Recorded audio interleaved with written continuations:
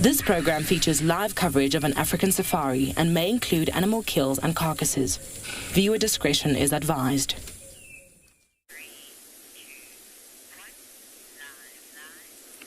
Good afternoon, everyone. We are coming to you from andBeyond Ngala, where we are sitting with a pack of wild dogs in the Timbavati riverbed. Thanks for joining us this afternoon, and welcome to your live safari.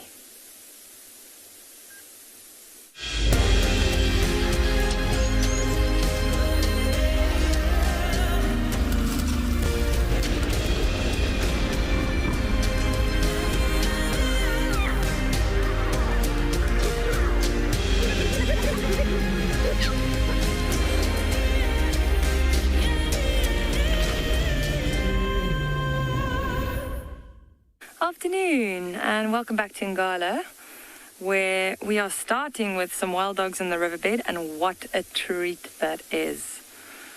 Very, very excited. This is definitely one of my favorite carnivores out here. So a very good way to start the afternoon. My name is Marna, and with me behind the camera is Gert. So this morning when we were with the lions, for those of you that tuned in, one of the other rangers actually found these wild dogs. And what's quite interesting about this scene is that they caught something this morning, and the impala is actually still next to them in the riverbed. So if we pan over to the right, you will see on the sand there that the carcass is still lying there. Now notice how the ribs and the bones, everything has been picked clean.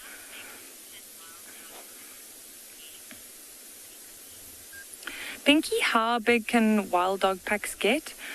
I'd say it's an average of, let's say, 10 to 15 dogs, but you'll find that some of the packs are quite large, up to 30, even more in some areas. But at the moment, this pack we're looking at is only about 6 dogs. I know there was a pack on Ngala that was 22.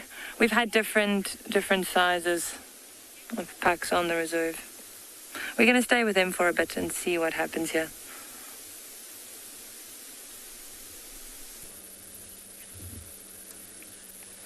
Good afternoon, everyone. We have just witnessed the most wonderful thing.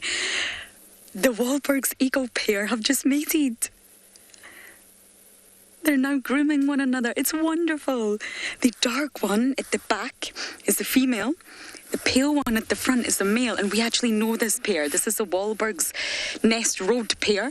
That is where they nest every single year, and they have literally just mated. What a great start to a great day. My name is Lauren, and I do have Niels on camera, and unfortunately the weather here in Djuma Game Reserve is not very pleasant. Chilly, windy, and extremely overcast, but that is just so wonderful. I've been waiting to see them together. I knew that the female, the dark one, had arrived, but I had not seen the male. Now, they're completely different colour morphs, but Wahlberg's eagles are monogamous and they stay together for the breeding season only. They're migrants, which is what I mean when I say arrived, and they're obviously getting ready for their little offspring ahead. I wonder if we'll get to see it again. It's so wonderful. They're very tender towards one another, they know one another, and they don't necessarily stay together as their pair when they leave the low veld. They may separate and only reunite a year later. So I think I'm going to sit here and see if we can catch them mating once again.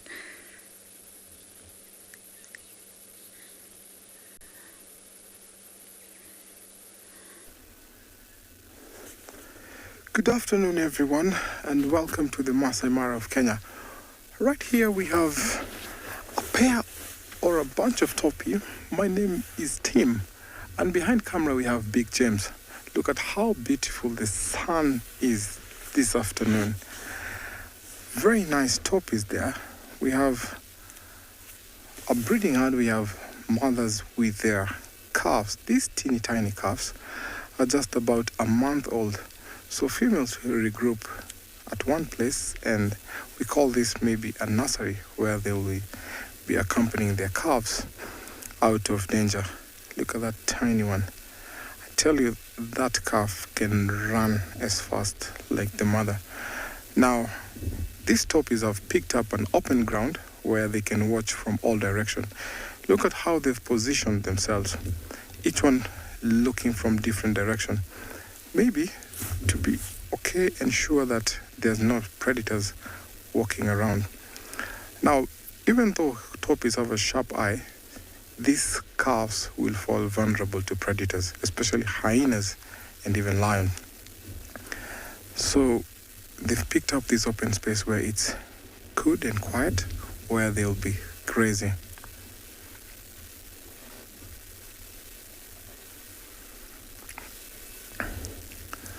Daniel, yes, you're right.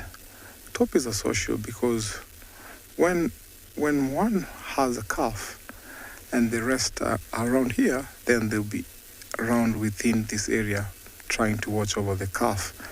But they're not known to be as social like other animals like the elephant, but they play a big role when they are watching over the calves. So these calves will be left here sometimes by themselves, and then their moms will go out to graze. A good indication that this is a safe place for them. And now when they were left to be by themselves, they lie down on the ground. Look at how brown they are. They blend in so well, such that if a would-be predator will be walking close to here, they will not be able to see these young Toppies. Wow, look at that nursing, enjoying the milk before the mom goes out to graze.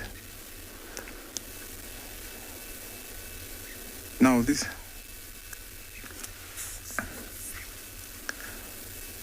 I think mom is not happy with the other calf.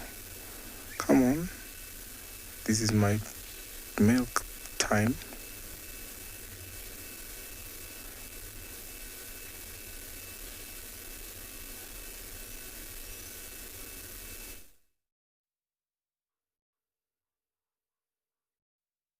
Jambo Jambo, hello, and welcome to another part of the Masai Mara. I do not have small antelopes like the top and the calf, but I got big, fully grown adults here, and I got mammals that we call the Masai giraffe.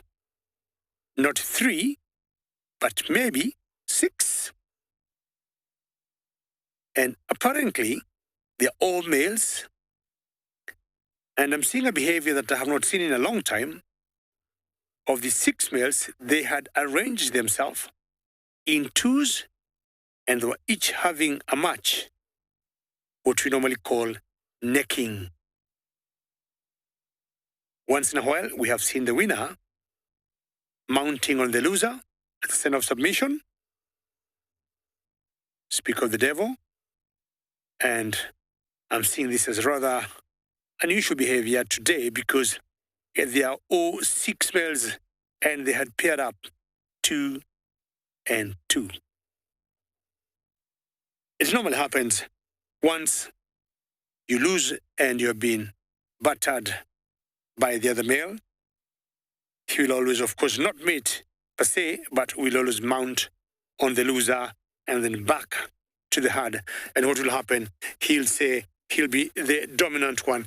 Well, a very good afternoon, everybody, and welcome to the other part of Masai Mara. My name is David, and coming with me is Bungay. Remember, we are coming to you live, and I'm sure my friends have already told you to send us questions and comments at #WildEarth or at FC in the comment section of the YouTube chat channels. For the youngsters, kids' questions at WildEarth.tv. These are the Masai giraffes, as I said earlier. And I want to spend a few more minutes with them here, finding out exactly what they're doing. Remember, ladies and gentlemen, we are coming to you live.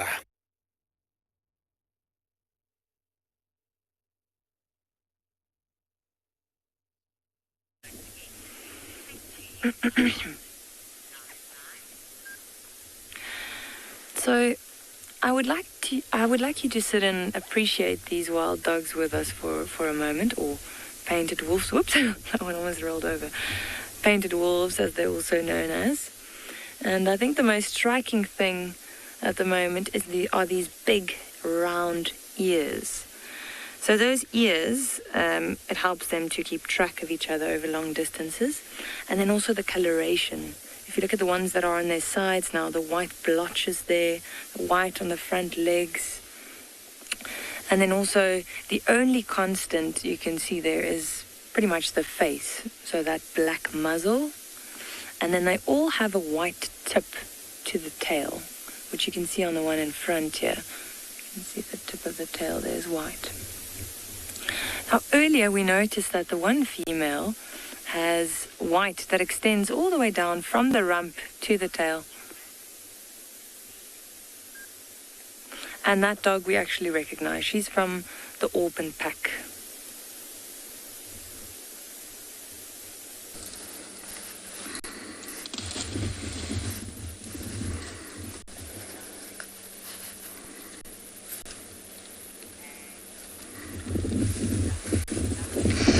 Unfortunately, the eagles did not meet again. The male flew off, but that was so wonderful to see them together again for this breeding season ahead. Now we've got elephants around us. I've got a lovely female here. She's slightly younger, she's a small female, and the rest of the herd are just behind her. There's still so much food around for the elephants. They're definitely on their winter diet right now.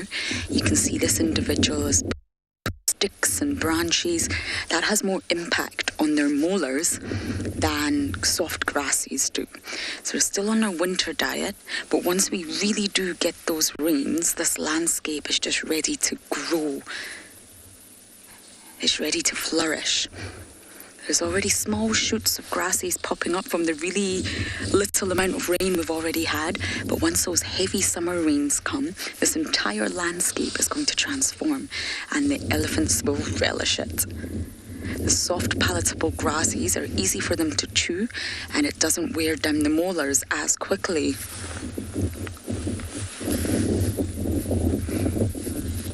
Milo, you're asking how much can elephants eat per day, and that's a fantastic question because they eat a lot. Now, just let me touch on what I was saying earlier because they will have different diets for summer and winter. In summer, they will eat 80% grass and 20% trees, whereas in the winter, at least here in the low veld, it's slightly different. Up in the likes of the Masai Mara, it will again be different because the landscape is different. So it does depend on what season it is for what they eat, but normally they can consume an enormous amount of organic matter. And for a big bull, a huge bull, which we're not looking at, we're looking at a small female, they say that it's around 450 kilograms of organic matter per day. 450 kilograms. Can you believe that? So we're going to sit with these elephants for as long as we can.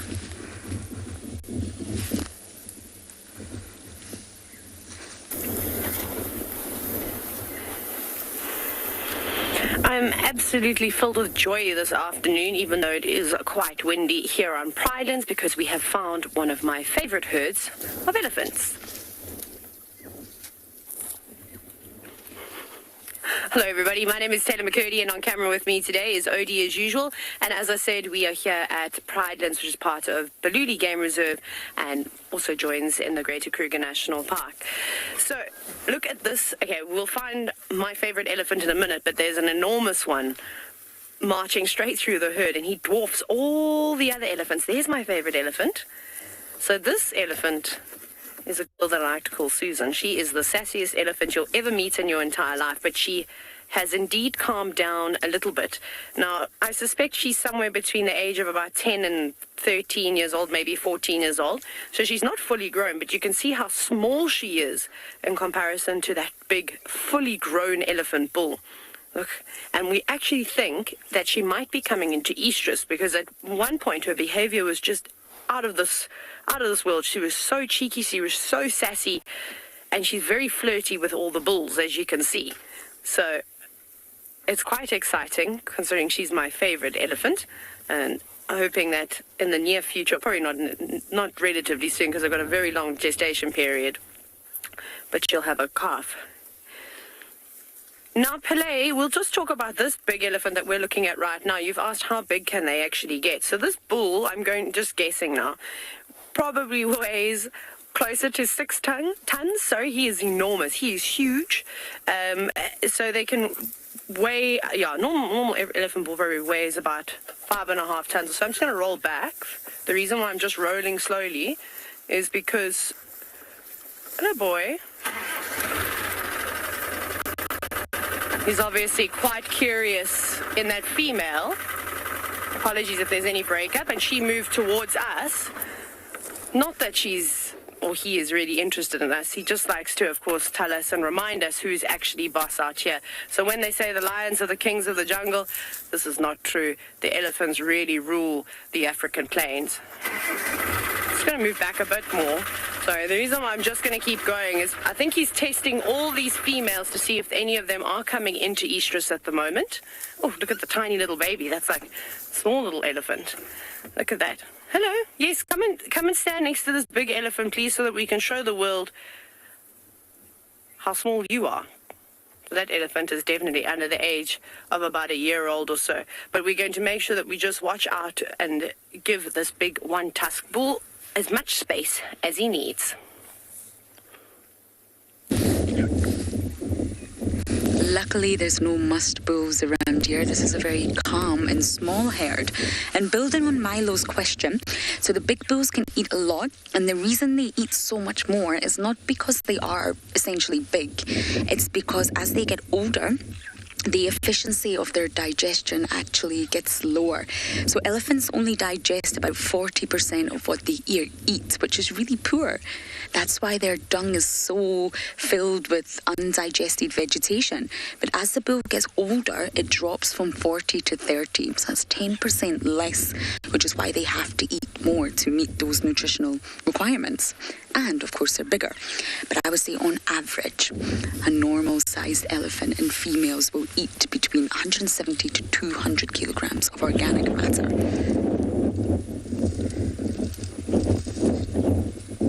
And they can pull up about 160 liters per day. Listen, she's breaking the branches.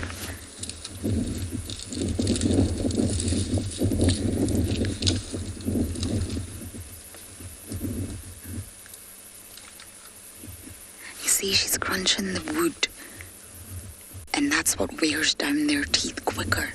The winter diet's not great for an elephant. Harder to digest and has much higher impact on the teeth.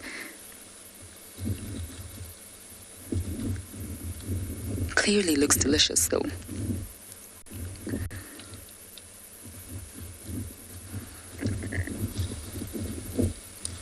And that's why they have to drink so much water.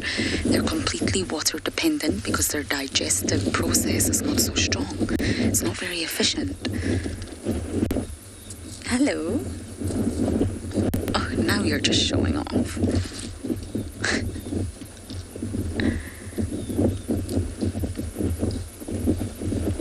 You see the pink tongue? This is so wonderful. We're going to stay here a little bit longer before I go check the hyena den.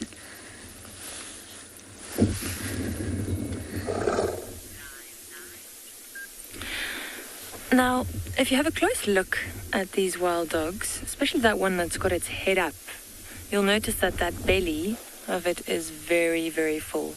So earlier when we had that impala carcass on screen, I mentioned that the bones have been picked clean, completely clean. So I doubt that these dogs actually finished that carcass. When we arrived in the riverbed, we had quite a few vultures sitting next to the carcass. So I believe they probably came down after the dogs had fed enough, and they finished the rest of that carcass. Now, it's quite uncommon for the dogs to leave the carcass and then just sleep right next to it, because as you can imagine, this carcass would attract other predators and scavengers, which these dogs obviously don't want. They're in the riverbed here, as mentioned before, and it's a nice open area, so at least they can see what's going on around them.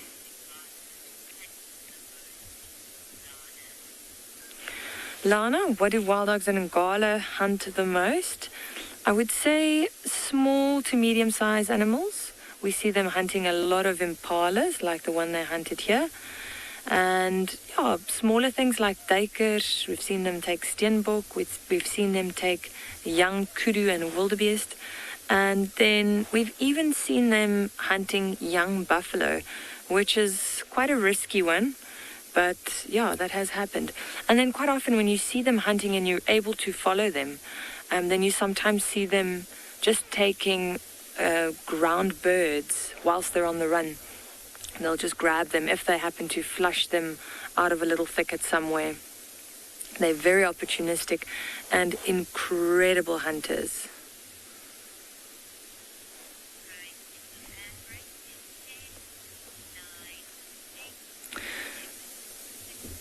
We're going to sit with them for a little bit longer and just see what they get up to.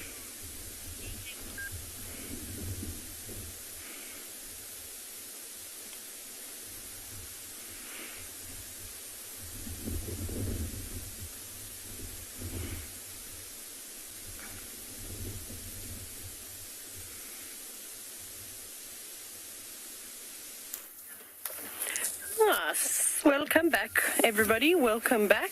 Sorry, just I'm very impressed with that. Sorry, everyone. It seems as though we're having all the technical issues in the world today. But here we go. Here is my favorite elephant.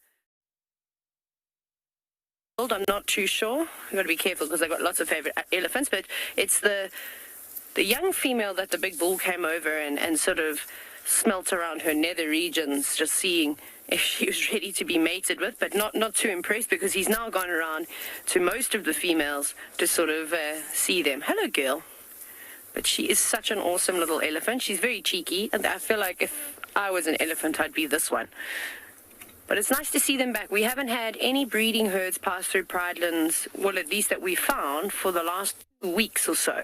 And we've been so fortunate to almost have breeding herds of elephants every single day for the past couple of months.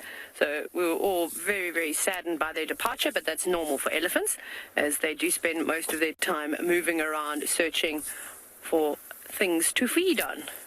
But you can see them all just moving around in here. I suspect they might be heading north to a small watering hole just on the boundary of Pridelands.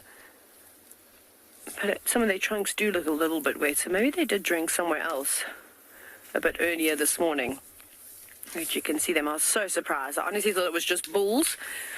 And I thought, oh, elephant bulls again. When are we going to see the herds? And there's a little elephant that is very curious. Yes, come around this way. They all seem to always gather around that young female elephant I was talking about.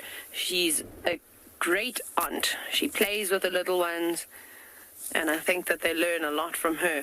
Hopefully they won't pick up her attitude and will be a bit kinder to us in the vehicle.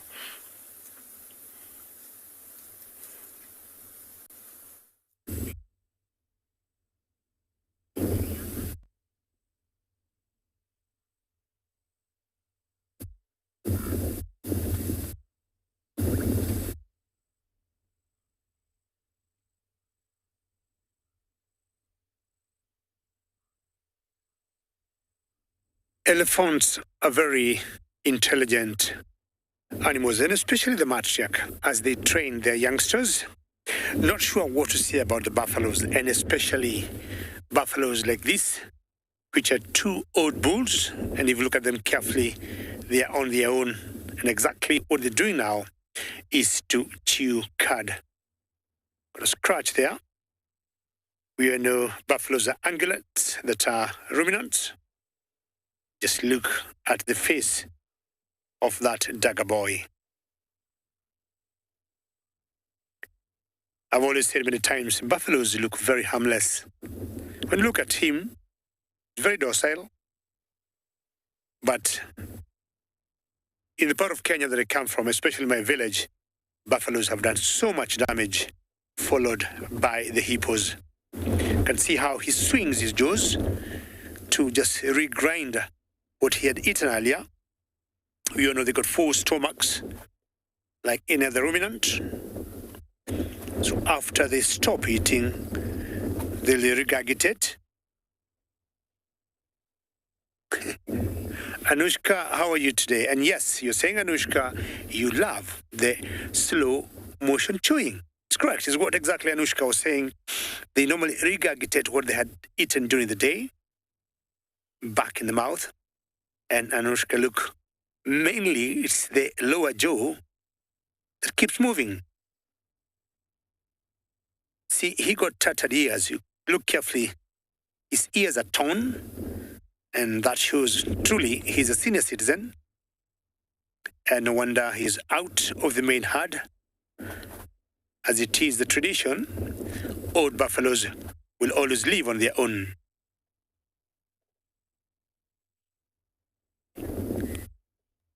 Fandan Nava, you're asking how long the buffaloes live for.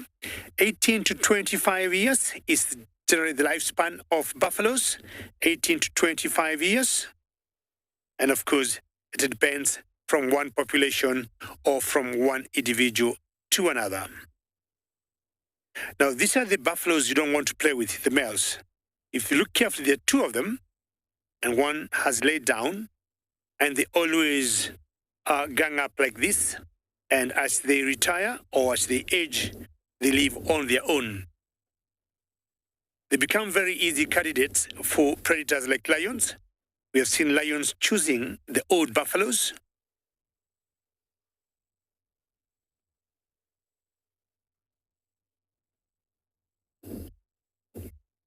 Emma, buffaloes, like most animals or like most mammals, if you look at them, look at the ears. You can tell the ears are torn. That's an indication of age. Although sometimes you could have some little branches tearing their ears. But also, look at the eyes. If you look around the eyes, especially on the right eye, you see got some white patches. At times, they get attacks from mites, or you'll get so many oxpeckers, birds that will always remove some parasite from the eyes. So the more white patches they look, it shows they've been there longer, they have lived long, and a bit old. And generally, you can look the physique or the body structure of the animal. The buffaloes in particular, the males, look at the size of the horns, what we call bows. It's huge and big, and that, of course, gets bigger with age. And then it looks a little bit shiny, and that's an indication of age. Emma, looking at how he walks, a little limp, is all complications of old age. And I will let this buffalo keep chewing cud as I move on.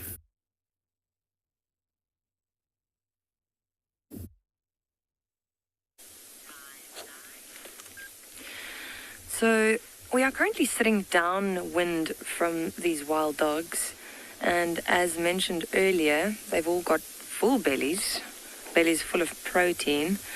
So you can imagine that this isn't the best smelling side, but all in the name of a good view. This one just moved his head. We were actually just pointing out that they all still have blood on their necks and on the sides of their cheeks. Now, I don't know if you can see through this little reed here, but just behind the ears, in the middle there, you can still see like a reddish tinge. Still quite dirty. Now, the other day, I think we were sitting with lions and someone asked a question about which carnivores are the cleanest. And I mentioned that wild dogs are definitely don't take that prize.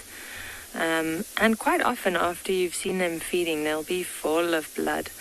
And for those of you that have seen wild dogs in the wild or in real life, I guess, and that have smelled them, they've got quite a pungent smell to them.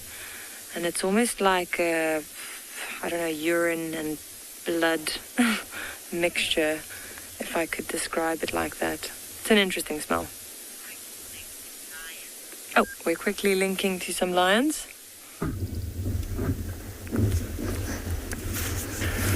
Now, everyone, welcome to the Masai Mara. Here we have the River Pride, and one of the lionesses here. And we can see that she is keenly looking at one direction. There's some buffalo that were advancing to their side. Now, a little while earlier, the other lioness was roaring, maybe making a contact call. Now they've all decided to move to a different direction. But still, that one is not convinced to move. She's still staring at the buffaloes while watching the rest of her sisters. Now they are moved over to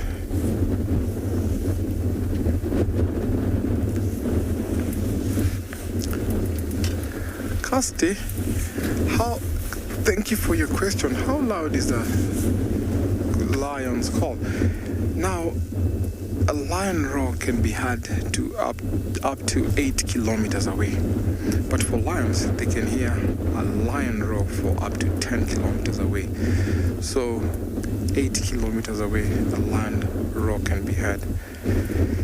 See, she's already been spotted by the giraffes. But since she's been spotted, she's just walking slowly towards the swamp there. Now the other lioness is following, so they'll all be making a move towards that side. You can hear that soft growl. That is a contact call, calling maybe the rest of the pride. They're going to rest there for a little while they wait for the sister to join them. Now, the giraffe will not take their eyes off these lions because they know there might be food anytime soon.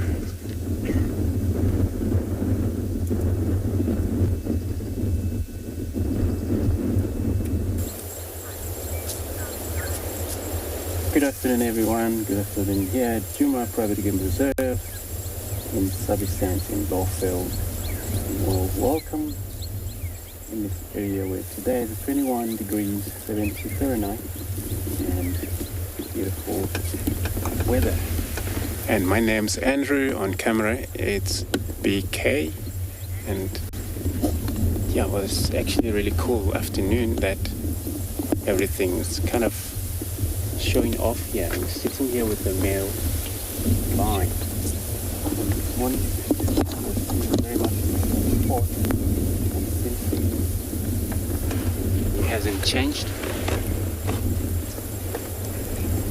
It's kind of rough now, trying to roll upside down. Well, he hasn't eaten nothing. I would say he's probably about digesting taking place, but this morning we saw him walk. He ended up in his spot and then he hasn't moved. He's probably trying to kind of stretch, or they do lie upside down. Lions, when they sleep for a long time, finally get tired of, stand and change the position. They finally roll over to the other side. But see how camouflage is, just like a color of grass. So it looks like he's just going to be resting here.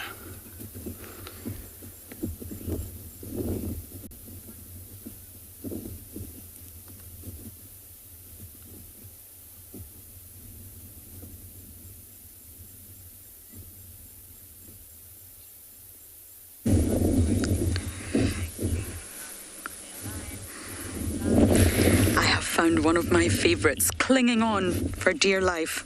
It's not a hyena, in case you were confused. It's a flap-necked chameleon. Hello, handsome. Or maybe beautiful. It's very difficult to sex them. They do say that you can look at the spurs on the back of the hind legs, but it's not as simple as that. And chameleons are generally said to be the quick change artists of the animal kingdom, but they're really actually quite poor at colour change. I mean, they're far better than humans, of course, but they're not that good at it. The process is extremely slow, and they're not camouflaging because they're already cryptic. So that's why it doesn't have to be fast. They're not trying to hide from predators or blend into the background because they already blend in. Niels will zoom out a little bit and show you really how well camouflaged this little individual is. Cold temperatures are not easy for reptiles, see? Right at the bottom there.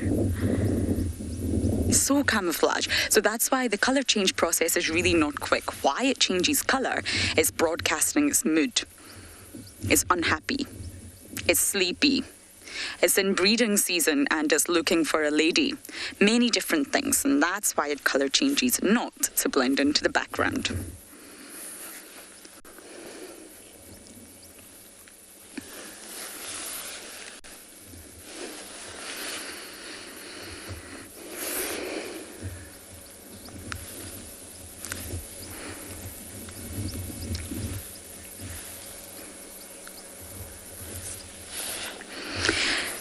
And I think because it's cold, this little reptile is not moving very much. They're solar powered. Remember, they need the energy from the sun. So it's just chilling in the tree. And how they change color is they have really, really specialized cells in their skin, and they're called chromatophores. Many different organisms have them, but that's how chameleons are able to change colour, and they do it through hormonal control because it's directly linked to mood, and that's why it's slow. So they change their mood, hormones are produced, the hormones have got to travel around the blood system, and then that will change the colour.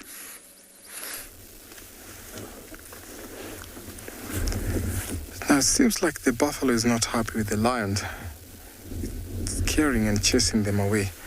Look at the river pride, they're all walking away from the buffalo.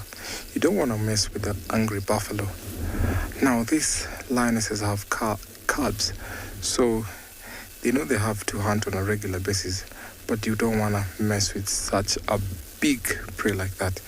Now buffaloes, they're not intimidated by lions, and whenever there's a lion or a predator within their vicinity, they always scare them away. Wow, look at that. That buffalo is mean. Doesn't want any lions within that area. But sometimes they fall trap when they're angry like that. They can fall prey to the lions because these three lionesses, I'm sure they're strong enough, experienced enough to take down that kind of buffalo. So if by any chance that buffalo gets stuck because it's too wet there, definitely those lions are going to go after her. But the lions seems like they've ignored and they don't want to go around with that buffalo, so they're going on their mission, maybe trying to look for something else. Now, this is the time that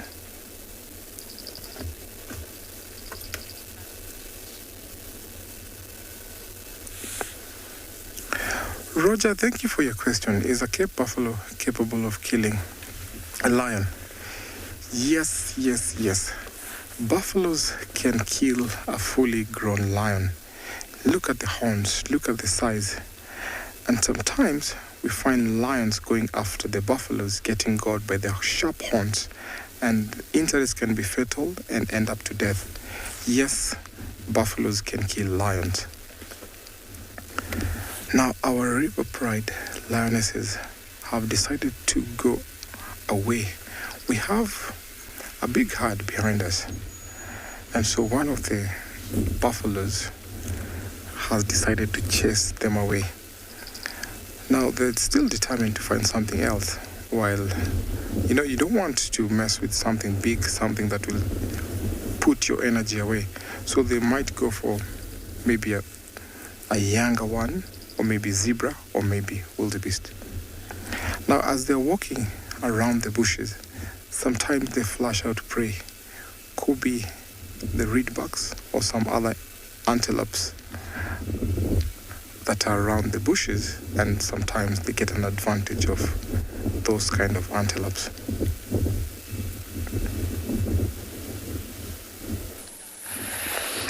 I don't want to leave this little guy, not just yet. You see, he's moving independently, 360 degrees, those eyes. They're turret-like, and they're forward-facing for binocular vision. And And this is so that they can be very precise when capturing their prey. So they're looking at two vastly different pictures and their brain is processing that, which is just incredible. But I think I was talking about colour change. And when I say they're bad at it, I don't mean they're bad. They're just not the best. Cephalopods, which are your octopuses, your cuttlefish and your squids, that sort of category of animals, they are the best at colour change. And they use the colour change to blend in, to camouflage, and that's why it has to be fast. So they can't rely on hormonal control because that's far too slow for them. It's not going to save their life from a predator. It's not going to happen fast enough by the time the blood goes around their entire body. They're blue blood, of course. They don't have red blood. It's blue. And that's why it's under neural control. It's neurons firing in their brain, and it happens within a fraction of a second. And it's so accurate. The cells are so specialised that the remarkable capabilities of an octopus camouflaging are just beyond words, as I'm sure some of you have seen.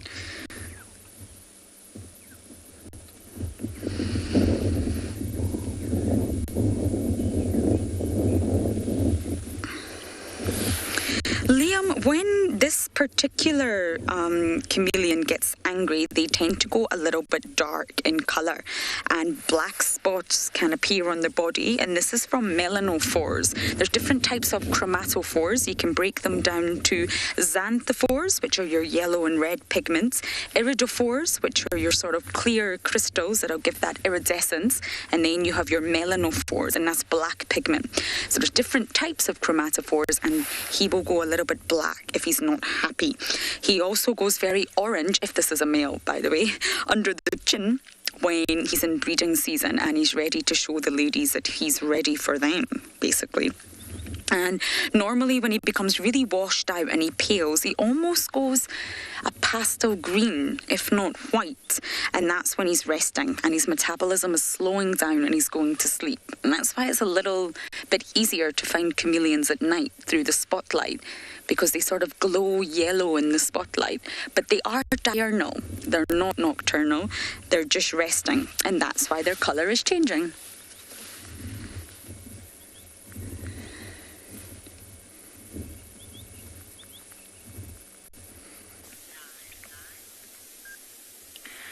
Now, I can assure you that these dogs would definitely not be laying around so lazily if they heard that lioness calling that you guys heard earlier. Lions do, unfortunately, kill wild dogs if they do come across them, and that is the number one natural cause of death under wild dogs and their pups, unfortunately. None of the carnivores out here really like each other, and that just eliminates competition. So if a lion was around here, they would probably try and sneak up to these dogs, and that wouldn't be a pretty sight to see. But for now, they seem pretty happy. All of them fast asleep.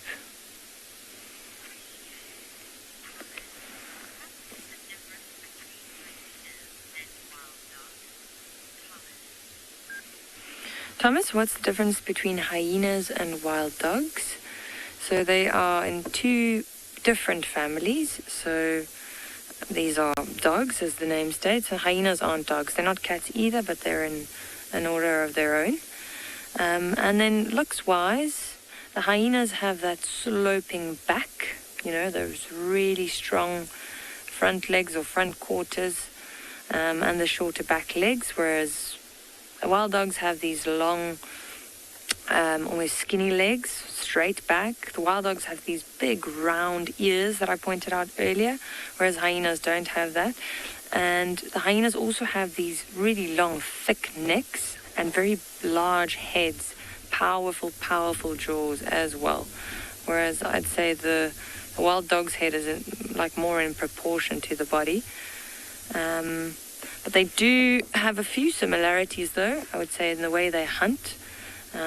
Hyenas are largely seen as, well, mostly scavengers, but they are really incredible hunters as well, and they hunt in a very similar way to these wild dogs, where they just go for the vital organs, and they rip the animal apart pretty much, and the animal will then die of blood loss and shock.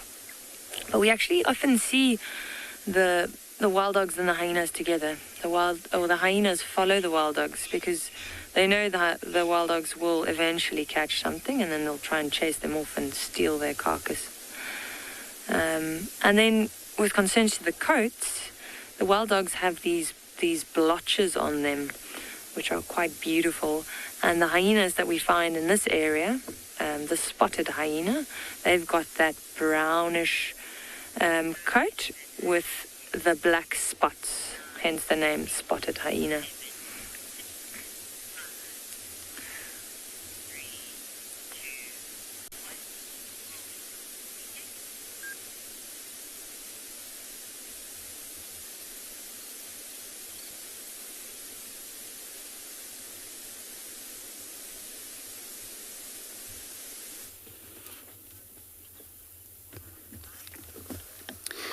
Beautiful, so Ismail Lion, he's now sleeping flat again, but now his whole legs are down. So he hasn't even looked at us for, a lot of time since we get here. And understand this, since we found the other bride, Dalamati bride, which is far east from where he is right now. And I believe there was no such a contact call was happening during the day.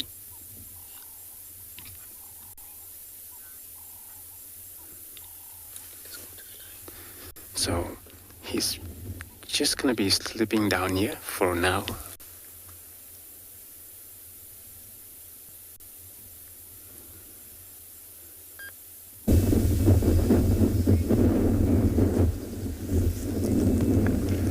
Now the River Pride have decided to walk and maybe try to find, when they're finding food, they've come across some buffaloes. There was a little standoff, but I'm sure they've been outnumbered by the buffalo. We have about 4 buffaloes.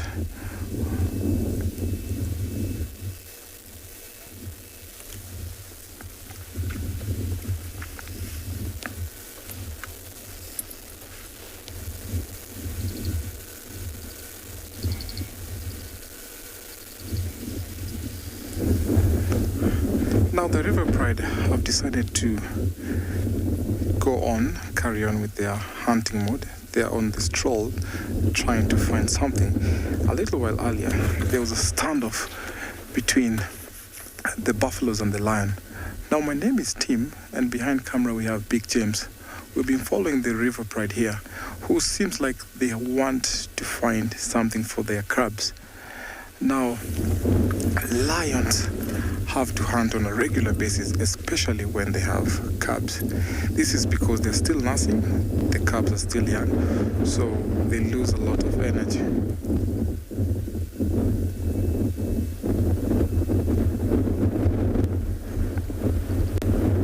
Kamfa, you are the largest cats on earth are the tigers. Now these are the largest cats in Africa. Lions are the largest cats in Africa. So in the world we have the tigers, who are the largest cats. Now as could carry on walking, we're gonna follow them slowly and see what they're up to. I'm sure we'll be in for a surprise because they seem so much determined by the way they look. Slowly walking in a hunting mode. That is how lions walk when they want to find something to eat. Stroll like that, slowly in a small, slow pace where they cannot deter away prey. Now, this is the River Pride. A little while earlier, they tried to get into confrontation with the buffaloes. So we're going to follow them closely at not a very close distance, but a safe distance where we will not disturb them at all.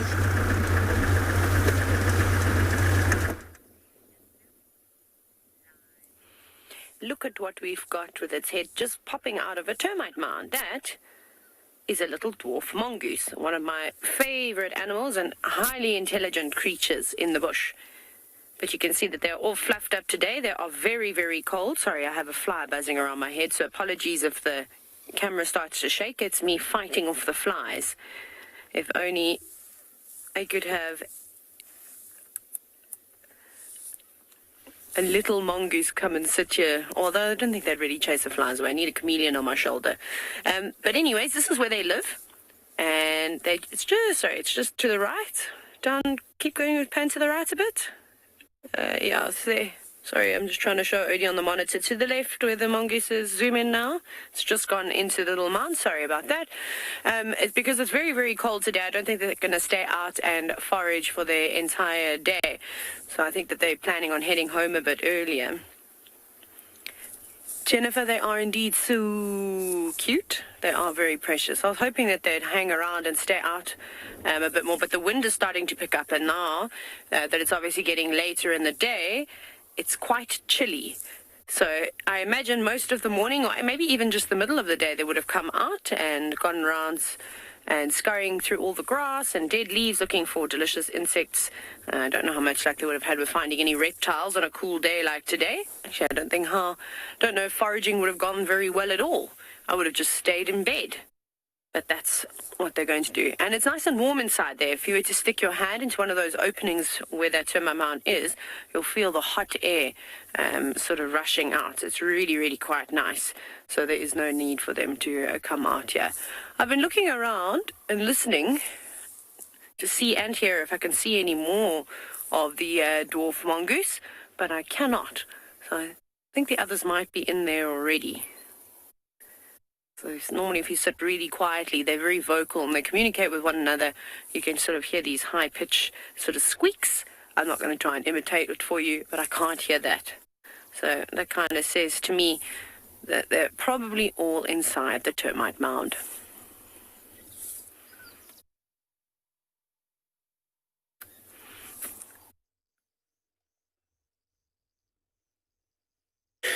Well done to have spotted the dwarf mongoose. I think dwarf mongoose are our smallest carnivores that we have here in Africa. And I think I also got very special birds. Do you want me to back up, Bungay? Let me just back up a little bit to give Bungay is the gentleman on the camera today. I want to give him a good shot of these very special storks that I love to watch. And there's some of the most beautiful storks that we have in Africa. Are you up there? Okay. And these are the sandu-billed storks. Just look at them walking very stately, majestically. Oops, just had a poop there. If you're so careful, it was all white. Lots of carnivores they eat. Just look at the walking gait. Very stately. It's a male and a female. Sandu-billed stork. And I would say this could be the tallest stork that we got in East Africa, probably in Africa. Could go to 1.5 meters in height. And they're exclusively carnivores, I would say. Any fish, any frog, any crab comes on their way. They'll eat it, and mainly they will feed in puddles of water. We have lots of rains now in the Masai Mara, and I'm sure they are having lots of food. The one on the left to me looks a little bit larger than the one on the right. I would guess that should be the male. But the males will also have a small little yellow wattle under their neck. And other difference between the two, the male will have a dark brown eye and the female will have a yellow eye. Although sometimes from a distance could be very difficult to tell males from females.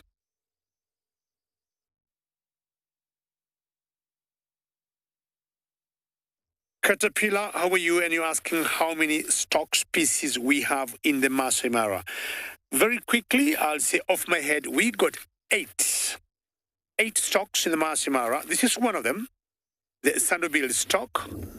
We got the marabou stock. We have the woolly-necked stock. We have the abdims stock. We have the yellow-billed stock. Those are 5. Yeah, about 8. I'll just confirm the rest with you right now, but those are 8, 5 I gave you. And then which one am I missing? We have the marabou stock. We have the sandal-billed stock. And which stock? We have black stock. We have the open-billed stock. And I think that makes 6, not forgetting the abdims stock. Yeah, about 8 stocks that we have in the Mara. 2, 3, 4, 5, 6, 7. Yes. And once in a while, caterpillar, we also see the shoe-bill stock, but it's very rare. In the Mara, I would say then we have about 7. I'll spend a few more minutes here watching these majestic stocks as they continue feeding. And these wild dogs are still sleeping. So normally they would hunt early in the mornings and then late afternoons.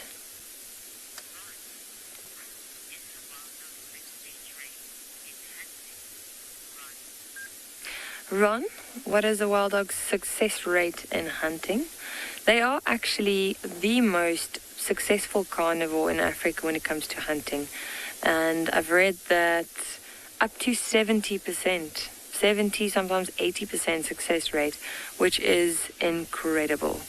Now you can imagine if these dogs start running, they've got an incredible amount of stamina and they're quite quick. They go up to around 56 kilometers an hour. And they kind of just tire their prey. As I mentioned earlier, they kind of rip at them as well, so they don't hunt like the other predators. Things like lions and leopards will suffocate their prey, so they'll go for the back of the neck, maybe the throat, the muzzle, and they'll slowly suffocate them, whereas these wild dogs just rip them apart. It is not the nicest thing to see, but in a way, it does end a lot quicker. So, you know, I don't know, like, a lot of people don't like them because of that, but at least the animal dies very quick. Every now and again you can see them putting up their heads, just listening to the sounds around us in the riverbed.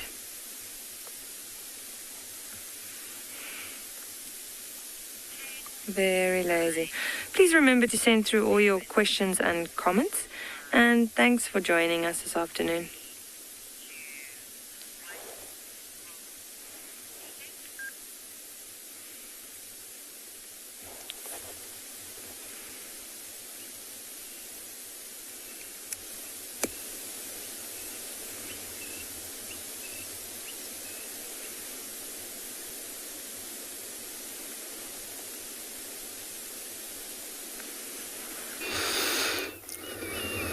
Wild dogs, such a beautiful.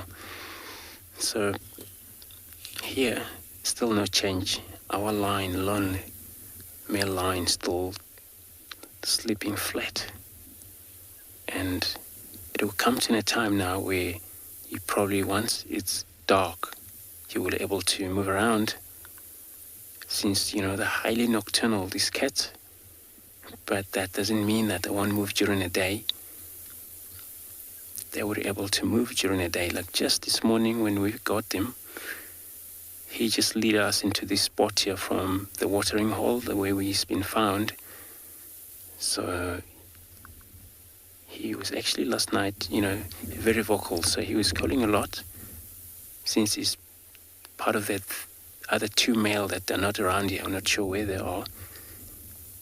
But I believe maybe once it's dark, he would do contact call again. The reason I do it at night pretty much is because of the sound at night, you know, travel a lot further than during the day, where it's a lot of pollution, it's a lot of sounds from birds, things like that, cicadas and all of that. So they can when they want to, but it's a waste of time. They rather do it when it's dark, quiet, deadly quiet at night. It's got a beautiful dark, I'm not sure it's one of the dark man amongst the three of their vocal males, then I'm sure he is. I saw him when he walked this morning. I mean, he's a big fellow, he's a big guy. So he was calling a lot yesterday, probably because of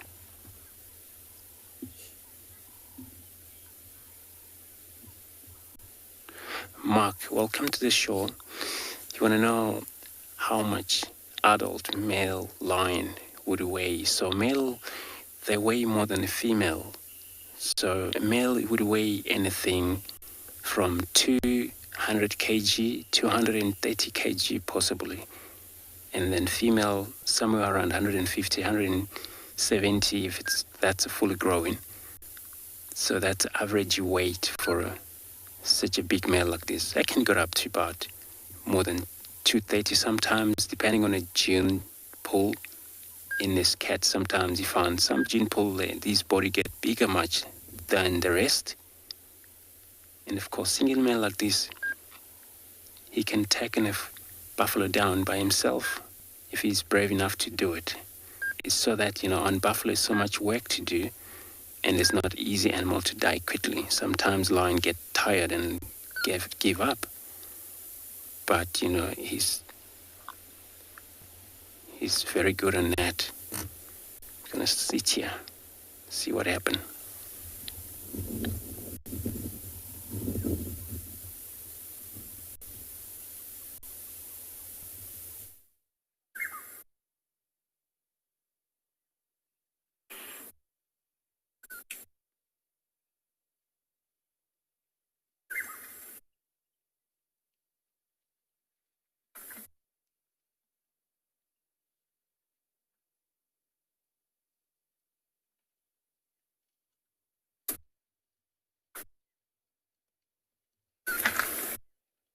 I don't know if she's talking to us, but I can hear the mic, but I can't hear them. And Diaz.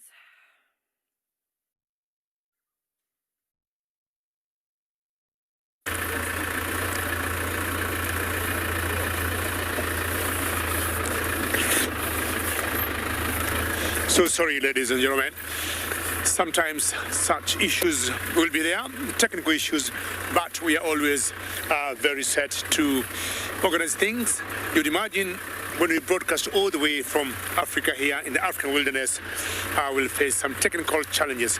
Now, I've come to this area, I've not been for quite some time, because there's a leopardess here called Romy, and this is her territory, all what you see here.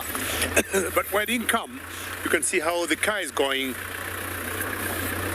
This is because of the rains we have been having in the Masai Mara, but luckily we got very good four-wheel drive vehicles. So this is one of the afternoons. I'm just hoping to see that particular leopardess called Romy. But now with such cold temperatures, I don't expect to see her on top of the trees. I'm imagining most likely, if anything, I'll see her in the ground or under the bushes, or maybe lying on a rock, just getting some warmth from the rock. Those are the possible places I expect to find this particular leopardess. Excuse me. And not far from here, there's another leopardess we're also thinking that got two calves. So what I'll do is to keep driving slowly, stop, look, stop, and look.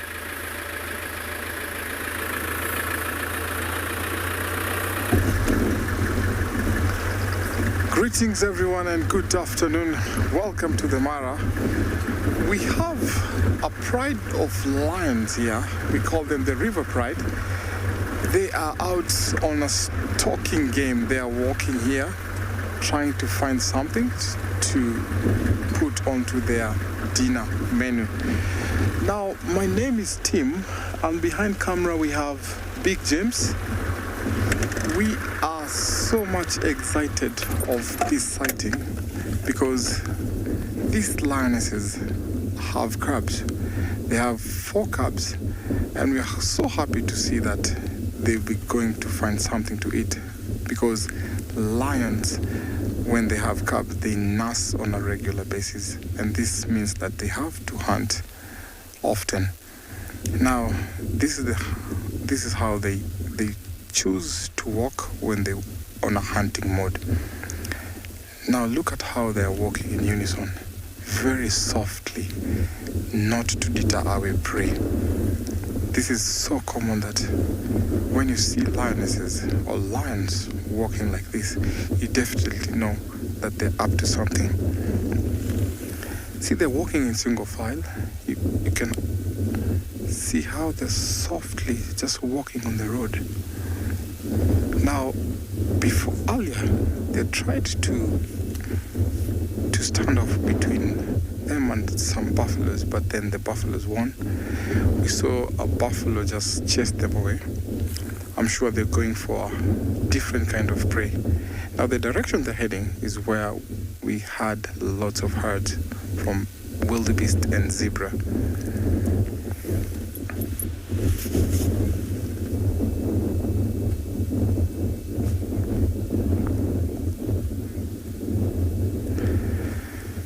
Good question, and thank you for raising that.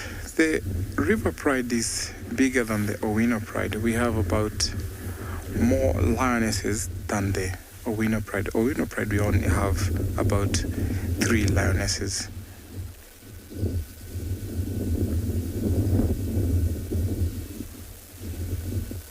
So they're walking slowly, and we're going just to follow them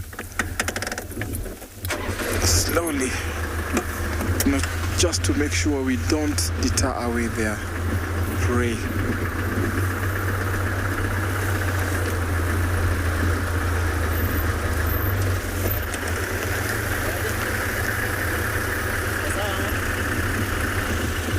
Now,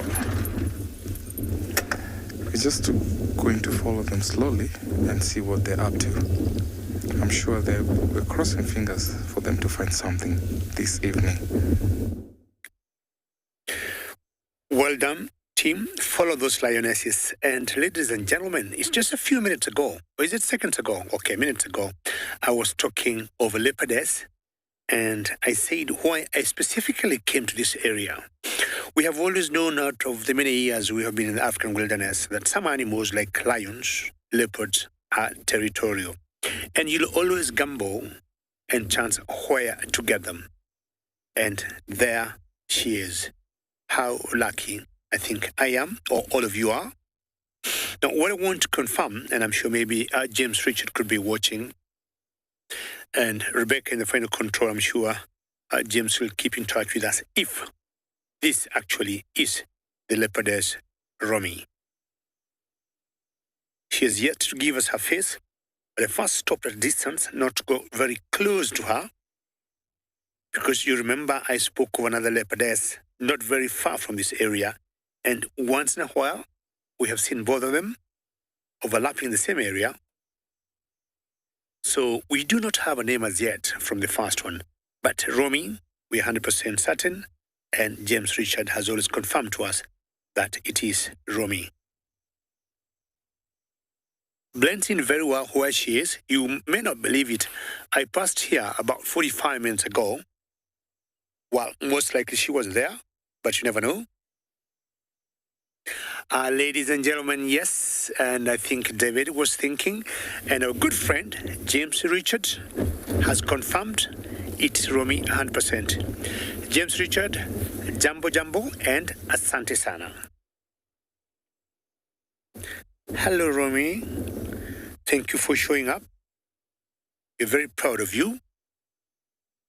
Not exactly saying she reminds me of Talamba in Djuma, but she's one girl that is very calm, unlike the other female that we have seen, who is always very shy. Romy will rest. She will give you all the angles you want to take her photographs. She's very photogenic and doesn't seem bothered, by either cars or people. Of course, people behave well. I do. It's only Bungay who will move his camera once in a while, depending on what he wants to show you. I wouldn't even have an idea how old Romy is. But maybe the more I see her, it'll give me, a rough estimate of how old she could be. See how windy it is?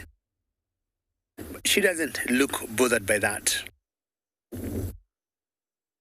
My guess is that fallen tree there had a lot of warmth in it, and it's of course what she's enjoying. And the wind just blowing the elephant grass. She keeps looking on her left if she's left-handed. I'm not sure what she could be looking at. The 2, 3, 4 times I've seen Romy, I haven't seen her with a kill. But I would imagine she hunts like any other leopardess or leopard and maybe stashes her kill in those thickets that Bungay is showing you. Because as soon as she's out of sight, direction she is facing, that's most likely where she goes to bed. Either on top of a tree, under some rock when it's cold, or in a particular den in the thickets there. Those are areas nobody goes there. If anybody, could be the game rangers, but you have no roads that could at least have an idea where she stays for the night. Remember, all this is live to you. Questions and comments are very welcome. Hashtag WildEarth or at FC in the comment section of the YouTube chat channels. Should you want to know more about this beautiful girl here called Romy. She has even taken a more comfortable position than before, indicating that she is very comfortable with us. She's not going anywhere. Look at her belly. And you can tell she is not panting at all.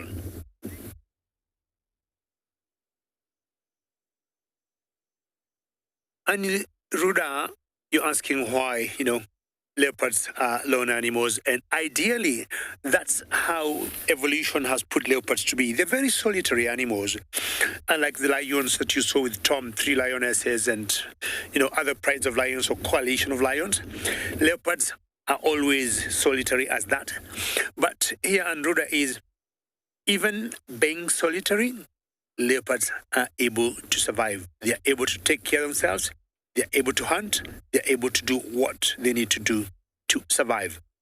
But you notice in Luda, other animals or other cats, for example, lions, they need to be social to survive. I mean, when they go hunting, you notice many times they go for big prey. So the bigger the number, the easier it is for them to bring a prey down. A leopard will get, for example, a duiker, some small antelopes, like impalas, grand gazelles. Sometimes you see them hunting small little birds, which is enough meal for one leopard or leopardess. I'll spend a few more minutes here with my friend and possibly go the other direction to find out what she is looking at.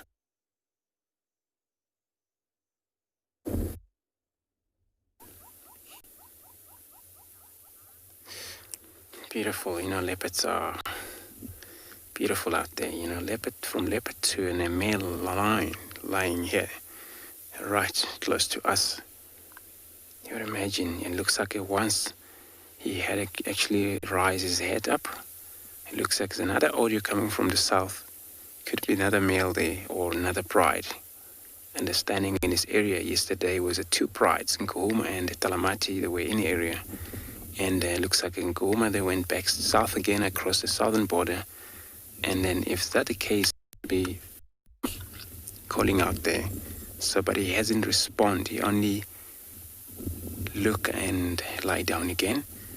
So he's probably waiting for a more of an audio. Maybe later he'll respond. I'm not sure.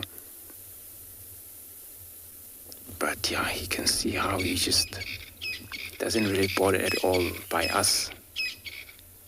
Even though birds calling from the background, that doesn't really worry him. The wind died down. So it's a good result that he could pick up an audio from distances, like he just picked up right now. So once it's dark, he'll probably move, probably go drink and focus on locating the rest of the partners, his partners. But probably he will do a lot of vocal again, because this is how they would be able to hook up again with the rest. So sense the smells, hearing as well, as you could pick up an audio from distance, is one of the, the main tract of one another.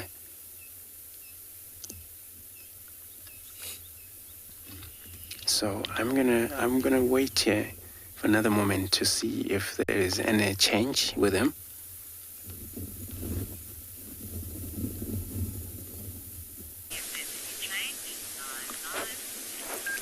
Welcome back to Ngala. So we've left those wild dogs in the riverbed for the other vehicles to also have a look.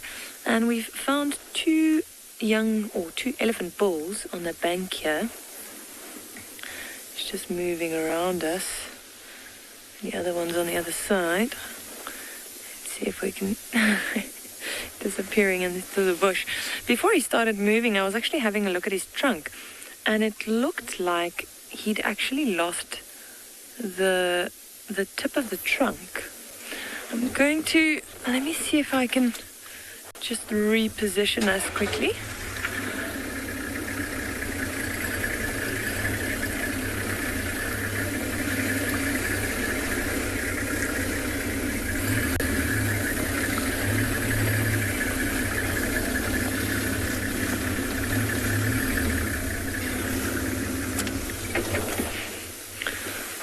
Let's see.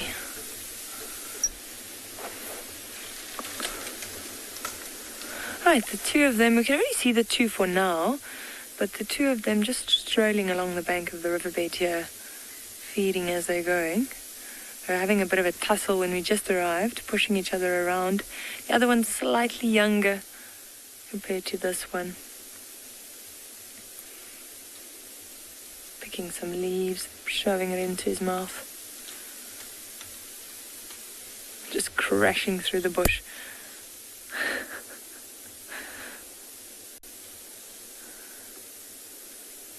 It's incredible how they just disappear in this vegetation.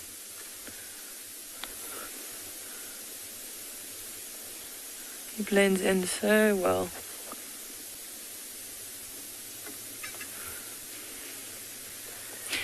Maybe we'll have a nice view of the one in front. Let's see. I don't know if you can shoot past the tree here. Should I go slightly further forward, maybe? Just there. There we go. You can see this one is slightly smaller compared to the one that we just had a look at. And he's actually feeding on a young jackalberry tree. You can see the leaves of that tree that he's feeding on is almost like orangey red in color. Normally with the young jackalberries and a lot of the trees out here, the new fresh leaves will be orange red in color because it has a lot of tannins, and that's to keep the herbivores away. It's not a very tasty leaf. Doesn't seem to bother him.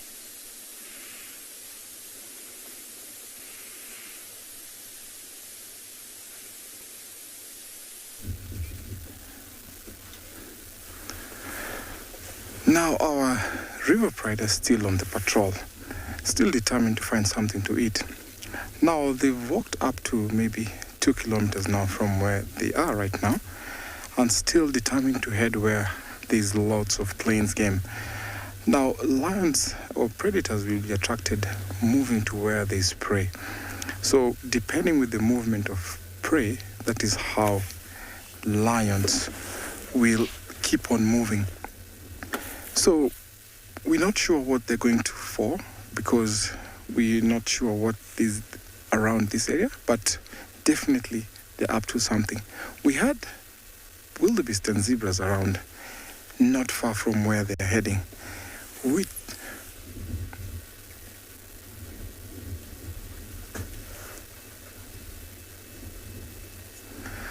Capello, thank you so much for your question. How long is a lion lifespan? So we have two aspects. Male lions can go for shorter lifespan simply because they keep on being ousted from the prides. Now, the lionesses or the females never leave the natal pride. They never leave the pride.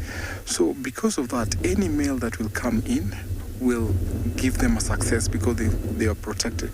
Now, because they work together and stay in a pride, females can go up to even 20 or more years. Then the males, sometimes they have a short lifespan, can go up to about 12 if they're lucky, and sometimes 14, and some even up to 10, depending on the bigger the pride, the more the success. So I'll say the two aspects is that males can go for a shorter lifespan and females go for a longer lifespan. So as the lions have walked away, we'll still go in search for them and see what they're up to.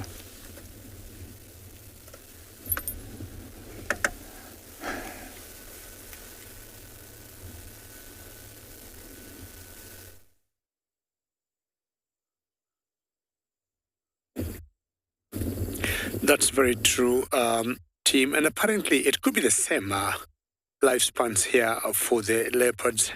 And leopards in general, we live anything between 12 years to 17 years. And somehow the females is slightly bit longer than the males.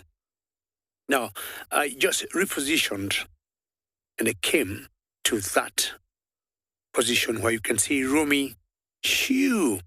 I'm not going to say dead asleep because you can see her opening her eyes. And I was talking, if you look at her belly, earlier I was talking about, if you look at her belly carefully, she doesn't seem to be panting because the temperatures have gotten so low. Some nice breeze blowing from one side, from those, you can tell from the magic angora trees and those young trees of the East African green heart. But ideally it's pretty cool, and if she's getting some nice warmth from that dead tree log there, she's just bound to have a nap. Linda, great comment. Yes, you're saying gorgeous. Truly, Linda, she is a gorgeous girl. She's very beautiful. Many thanks, Linda. And Linda, should you have a question on the same girl here, please don't be shy. She opens her eyes once in a while, twitches her ears, and from the background you can hear some frogs calling, and most likely it could be disturbing her nap. See how peaceful she is. And this shows a lot of confidence on some of these cats with us.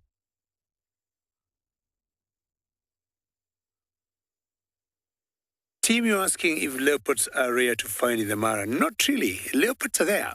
But you remember I was showing you earlier, or Bungay on the camera showing you some thickets that we have no access. There's no infrastructure for us to get to those areas.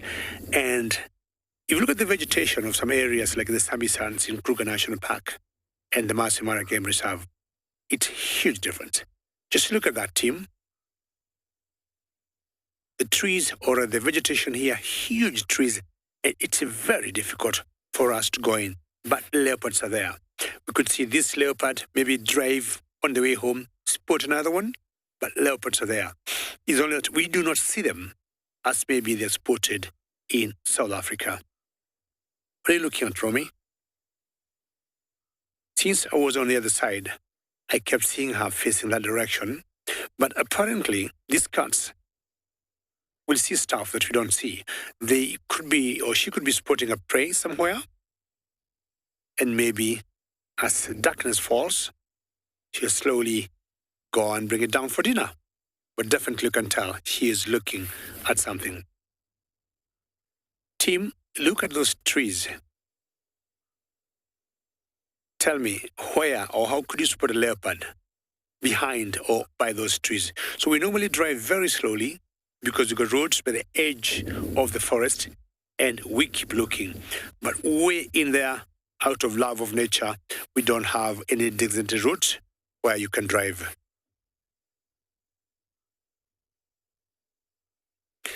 Newer leopards will climb anything. You're asking how high they can climb. A few factors come in play. Number one, for example, if she, for example, got a kill or she hunts a prey down and the closest tree that she finds comfortable with, the first nice branch for her will be about 5 meters, they will do 5 meters. If it's 10 meters, that is what they'll do. At times, should she feel concerned by other predators that might come and snatch her meal, like either lions or hyenas, she may choose to go a little higher. But also on certain trees, they determine how high they will go because they may want to keep their kill as fresh as possible. So they may choose a tree that has very good branches cover or leaves cover that will keep the kill as fresh as possible and also maybe conceal it from being picked up either by vultures or by hyenas. Apparently also, we get them hiding it from other members or other leopards. I'm laughing because I just spotted a giraffe somewhere. So, Bungay, sorry, if you pan to your left, it's so strange. I don't know how I spotted this giraffe. But the giraffe, just looking at Romy, initially I thought it was a branch, it was a tree. This is very funny. She just poked up her neck there. I'm surprised to see the giraffe. Look at her. Looks like a young giraffe to me. Not very big, not very mature. But she first blended in very well with that broken branch tree trunk there. And she's looking straight at Romy. And I'm sure Romy has an idea. There's a giraffe here. I mean, I haven't seen leopards or leopardesses of this size hunting a giraffe, but I've seen male giraffes hunting giraffe calves many times here in the Mara.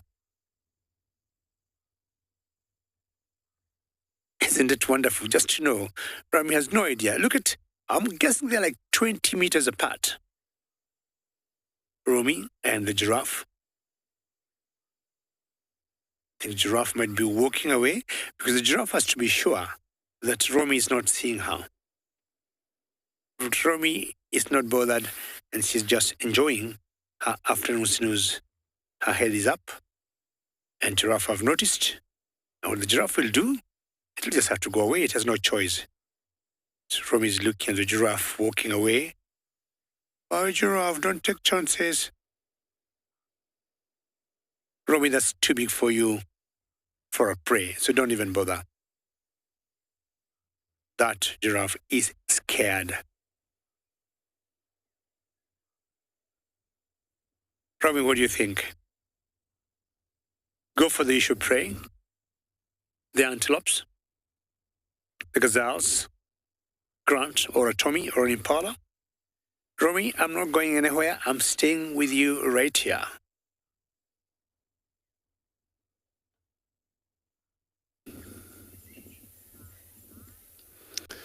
Beautiful. You know, cats like leopard, they all like to lie and be well camouflaged, just like our lion over here. But he's not actually really well camouflaged since he's actually put his back leg up. And he's probably trying to, I would dream, it's taking place. I would assume so. And of course, he probably gets some scent where was a girl around here last night. This is what probably make him do that. It's unusual, but it's usual for lions to be able to make sure that they're a male. So maybe it happens that the other bride returned to the area here, or he would go look for the bride. Since it's no response from him, he doesn't actually respond. There was a call, but he didn't respond. So he's probably maybe noticed that another male calling somewhere. Maybe he probably doesn't really want males. He's probably focusing on finding the females. Lions are powerful animals. They are hunter a lot, big game, But of course, when it comes lazy sometimes, like for example, this male has been lying here the whole entire day. It's almost the day is ending soon. But of course, once they focus on their own hunt, that's pretty much focus on what they need to get. So medium size from zebra, wildebeest, kudus, waterbuck will be taken.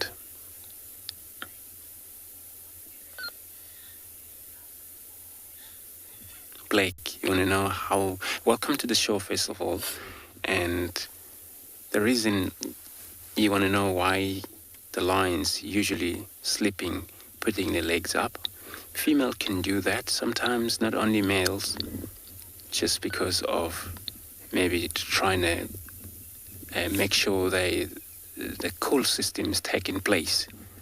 But at the same time, I know a lot of time when a female, she's mating with males, after mating, she would roll up or put the legs up or upside down just to maybe make sure that she had a fun.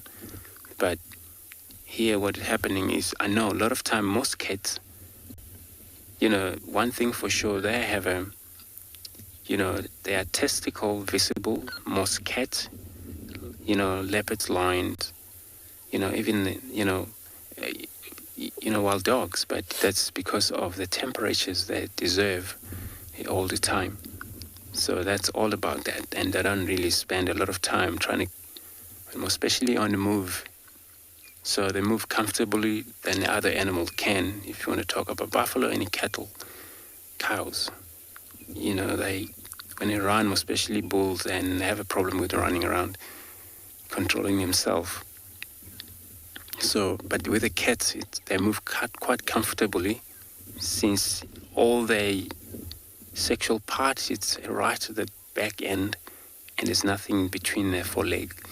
So, but there is probably one of the, maybe trying to cool off, or probably, he's been thinking too much of, what was happening last night here, since he picked up a lot of a scent of the other females. So we'll see what is going to happen here after this. It's probably going to show us a little bit of walk around.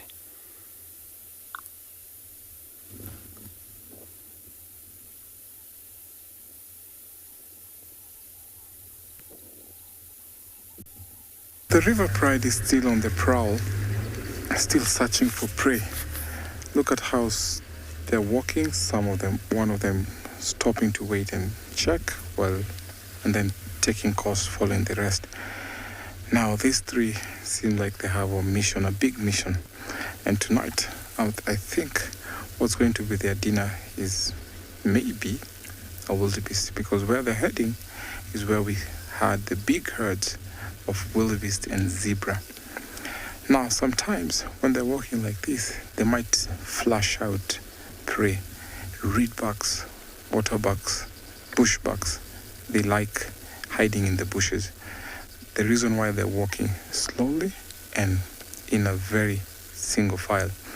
Now also, when they're walking like that, they get to sniff the scent trail left by the prey or the plains game as they're walking. Remember, we're coming to you live. #WildEarth. For the young viewers, please send us your view or questions at kidsquestion@wildearth.tv and on YouTube, comment section at FC. For those who are joining us now, this is the river pride. So the river pride is big, and some of the lionesses have split up, especially these three, because they have 4 young ones. And when lionesses have cubs who are younger than maybe 4 or 5 months, they split themselves, isolate themselves from the pride. And then later on, maybe when they're about 6 or 7 months, they'll be introduced later to the pride. So these three, back to their mission again, we're going to wait and follow them closely to see what they're up to and if they'll be lucky this evening.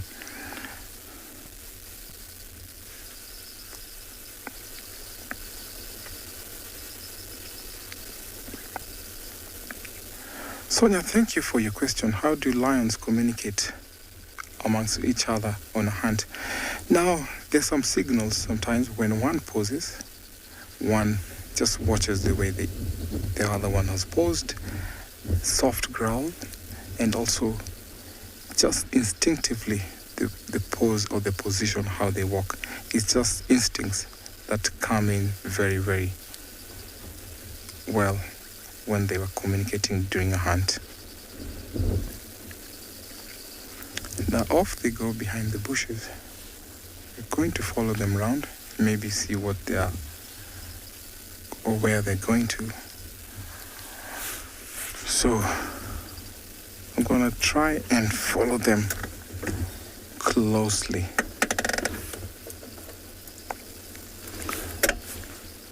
You can see the vast savanna and the grassland. See how these lions are blending in. From a distance you can't really tell if they're lions there.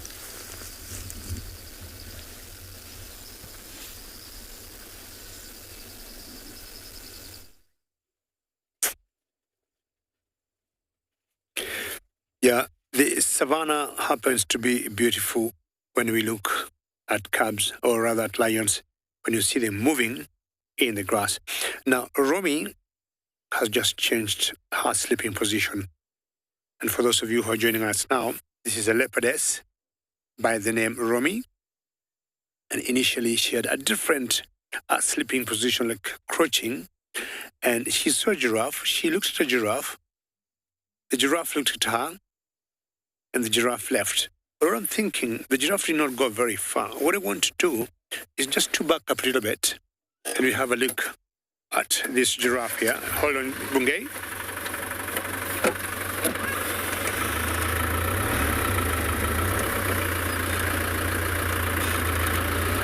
Hopefully you're going to see them together. Are you happy there? Or keep coming? Okay. Now, definitely giraffe is such a huge prey for a small leopardess like this, maybe 30, 35 kilos, 70 pounds. But now we've got two giraffes. We have that one there, and we have that. If I was a long way before coming here and saw these giraffes,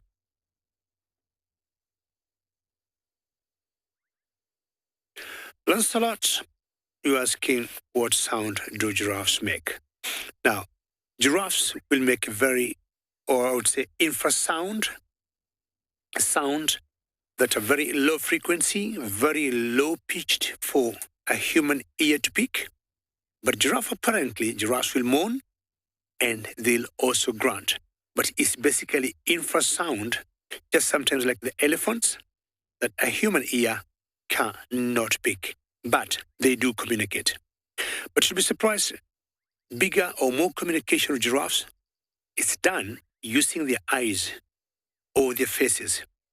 In that position, they do communicate a lot.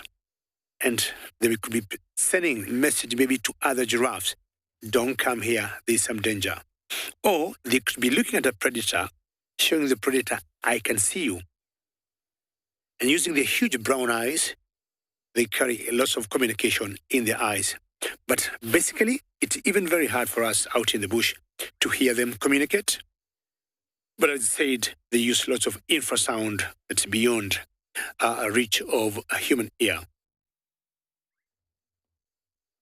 It's becoming interesting here now to have two giraffes, and there's one just popping out of the bush.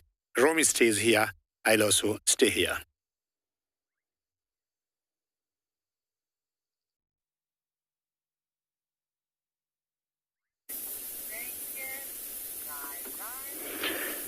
Good afternoon, everyone. As cold as it was this morning, it is that hot this afternoon. You can just see this pair of vultures actually starting to circle. We just came over this dune now and they went up and they're starting to circle now to possibly catch some thermals to get some altitude to start looking for food. It looks like it might be white-backed vultures.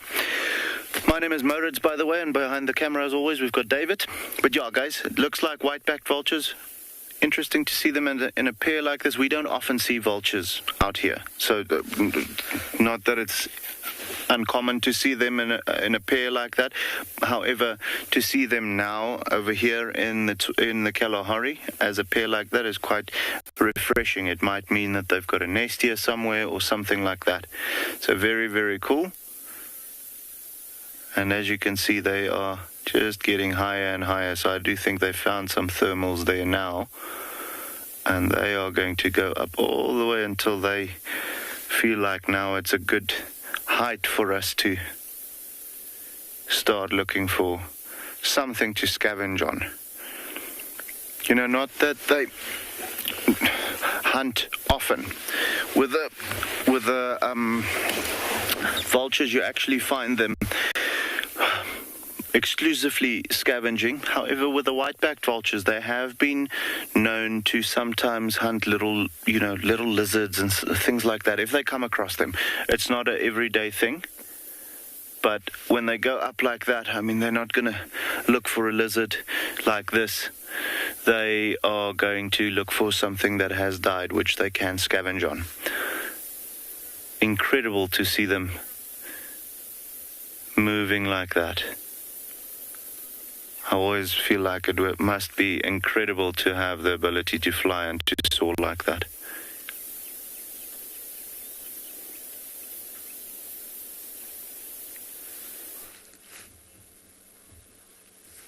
We have just had our funniest encounter of the week, if not the year, actually, Niels and I. This grey heron, which is standing now on the shoreline, was surfing the hippopotamus. So it was standing on the hippo's back, and the hippo was trying to shake it off, and it wasn't working. So the grey heron stayed on as long as it could, and it looked like it was surfing, which was rather entertaining.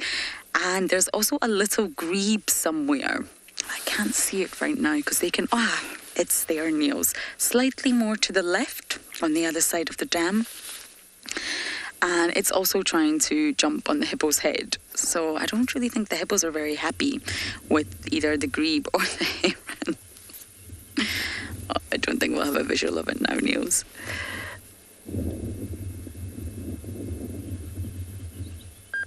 The hippo could easily try and hurt the heron, but it doesn't. We've actually seen a friendship blossom from the hippo and the grebe in the other dam. This is Buffelshoek Dam.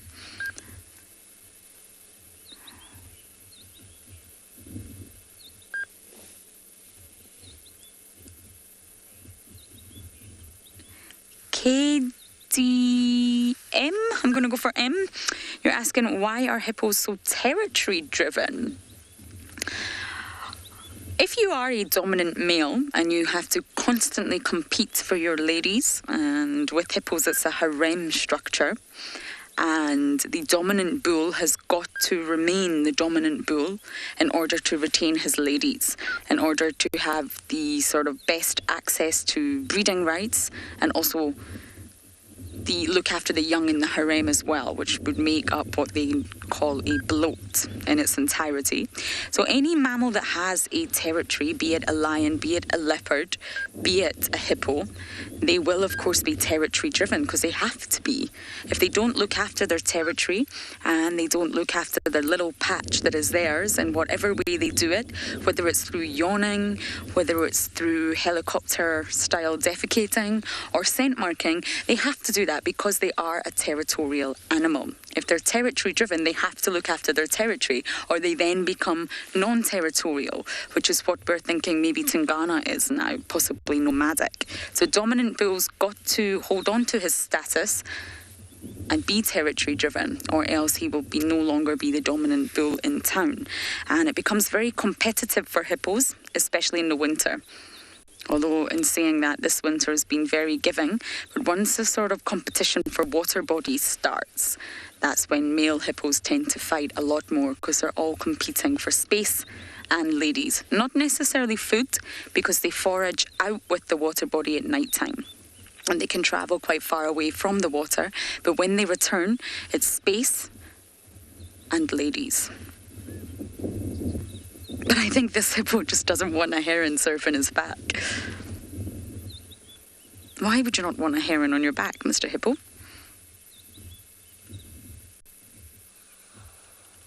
I think the heron's done with its surfing for today. So we're going to bumble on and see what other entertaining sightings we can find.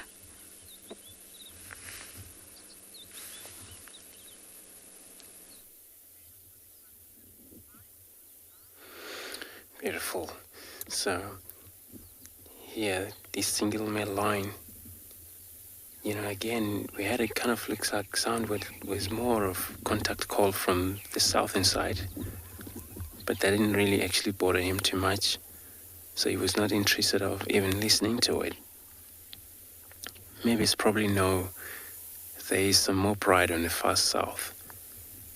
But interesting thing, it's just because they dominate the pride that we have in the area, which is a Talamati pride. They often found in the northeast part, and also the Nkuhuma pride. They're also dominated by them. So for them to spread around as 3 males, makes sense that, you found the other there with the other pride, but for him to isolate, it also worked. It helps, because every time, the scent mark it's count for the whole coalition. It's not only works for one single line here. So what he's doing when he get a mobile every time he scent mark, also it helps the other males' protections.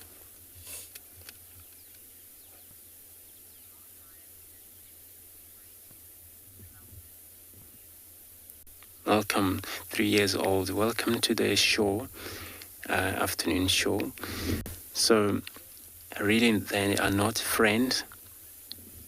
It's so much competition happening between, where lions are far too big, one thing for sure, and a leopard, very small. Sorry about that. So then, most carnivorous species, they tend to not get along because of probably, food-wise. It's all about they feed on something they work harder for. Even though different kinds of, carnivores also prey on medium, different size of prey species. But, only thing that counts is that they're all carnivores. So they won't tolerate each other. They won't cooperate. And that way, lion would easily kill leopard. And the hyena knows. So hyena and the leopard also won't get along. Cheetah and the leopard and hyena won't get along. Where there's also jackals won't get along with lions. Look at this. So yeah, they are really not friends. They're actually big enemies. And they're all scavengers for sure. And look at this beautiful yawn. Look, you can able to see inside. There was a hell of a yawn, beautiful yawn there, but also look at the tongue sticking out again. Look at that. Sinus probably maybe he's gonna stood up for us.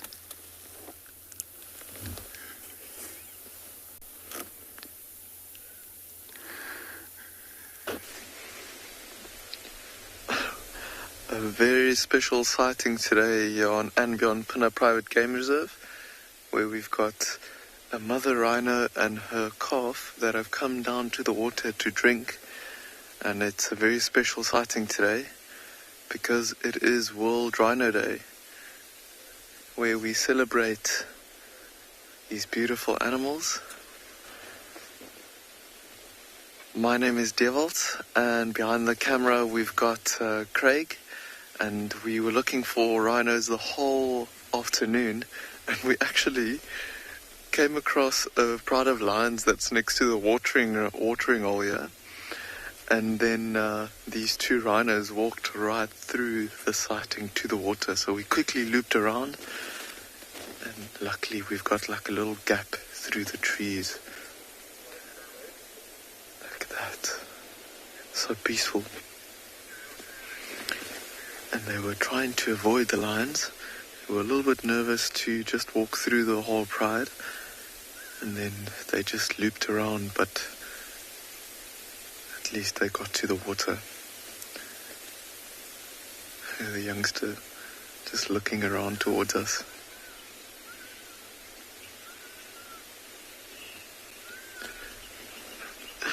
MJ, we are also very excited to see and find these rhinos, or rather for them to find us. Oh,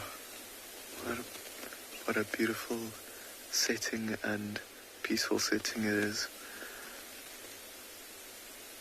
We were just not winning with finding anything. People call us and tell us there's rhinos, and then we would get there and they were gone, and then everything just happened at once, and the rhinos actually came to us. Something like drool or something hanging from his mouth there. Must be enjoying this water. You can imagine this time of the year, as we're just getting into spring, it's still very dry, and these white rhinos will be feeding on a lot of grass. And with the dry grass, you can just imagine they are very, very keen for this water.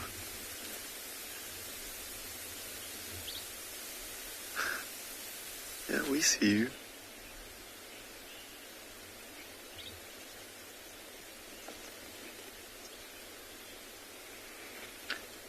KB, that's a very good question. You're asking how much water a rhino would have to drink. I think it's different with every single individual. If, for example, this young rhino probably drinks less than his mom does, and his mom, when she would have still been producing milk, she would have had to drink even more as well. But I think it's something like 50 to 70 liters a day, but they'll obviously come and drink more than once a day. But it does differ from different individuals and the sexes of the animals as well. Some other vehicles joining the sighting for the lion sighting, but having a nice surprise to see these rhinos on Rhino Day. The youngster's losing interest a bit. Still standing very close to mom there.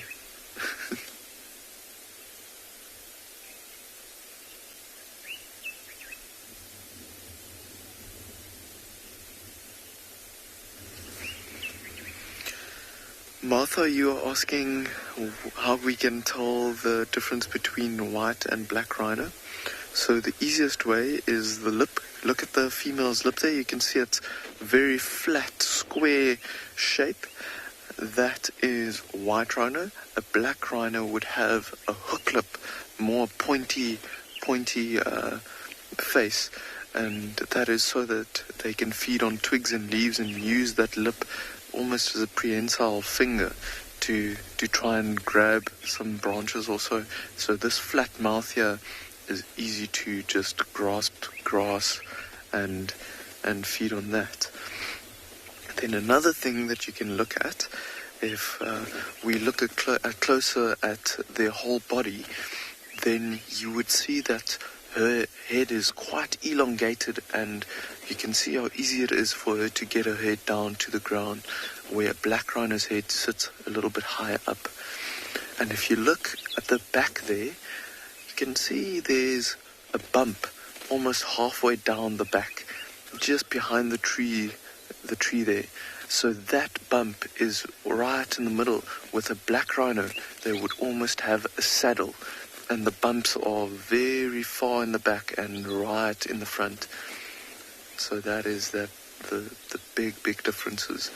And then another thing, if you get to see it, the ears are a little bit more pointier than a black rhino's. I was always taught a black rhino has kind of Mickey Mouse ears, quite rounded ears compared to white rhinos.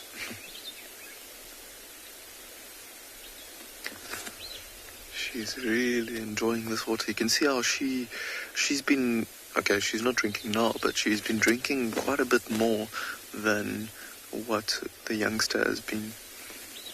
Obviously with that bigger body, needs a little bit more moisture.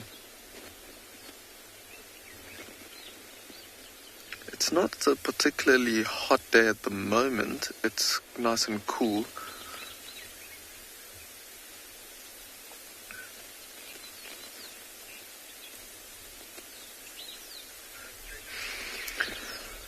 Alarmo, you're asking where about the rhino's brain would be in looking at her head. So if you can imagine the horn being grown out, then it's about halfway between the eyes and the ears, but obviously in the middle of that big open space, but a fairly small brain for such a big animal. So I would say probably around a couple of inches below the line that you can draw between her ears. Oh, there she's drinking again.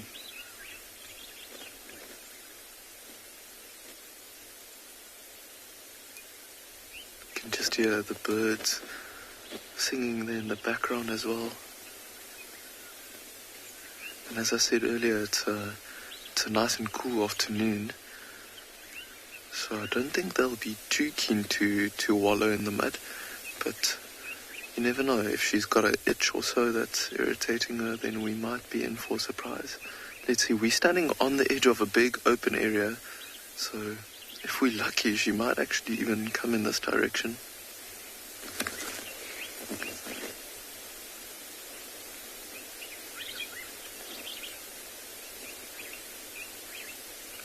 See how she's listening behind her, because the lions are lying behind her, behind the thickets. We can't see them from where we are right now, but she's listening around, I think, trying to decide where she wants to go from here. Look at that flat lip, square lip that we were talking about earlier. There you can see it very nicely now. Ideal for grabbing grass and just pulling it off.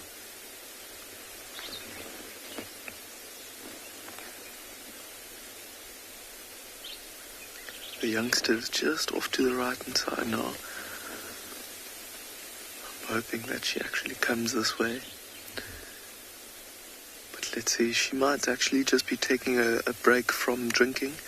I've often seen that they'll have a drink and then go back and, or maybe take a rest a bit, let the water settle and then go back for another drink. But in this case, seems like she's on the move. Here comes the youngster out as well.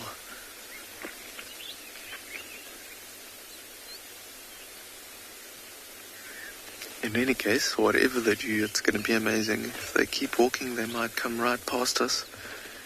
If they wallow, it will be amazing. That youngster was trotting a little bit earlier. I think he's a little bit more nervous of the unfamiliar smell and the smell of predators. See how he keeps looking in that direction, turning quickly towards the lions.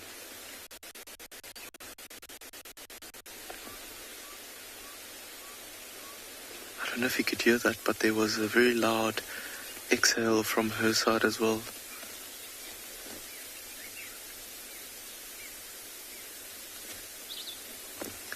I think they also just catching their breath, also from moving around so much, getting to the water. That's why they're standing still for a bit. The youngster is inquisitive, coming closer to investigate us.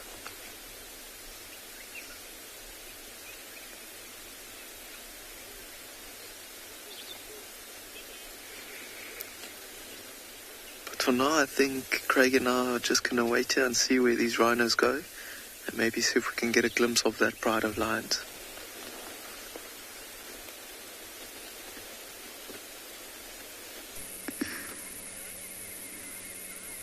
We're still at Buffelshoek Dam, just admiring this old dominant bull, so delicately just plucking the leaves.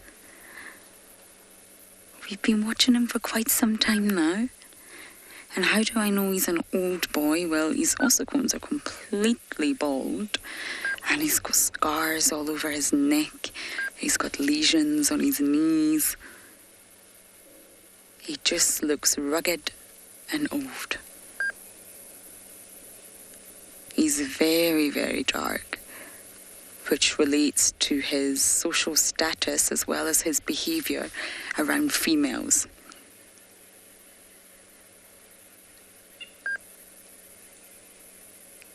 Isn't he lovely? I've just been listening to updates about the Talamatis. They were obviously on Djuma this morning, but sadly, due to the weather, due to the fact that it's been very cool all day, they moved into Torchwood, just in case any of you were wondering.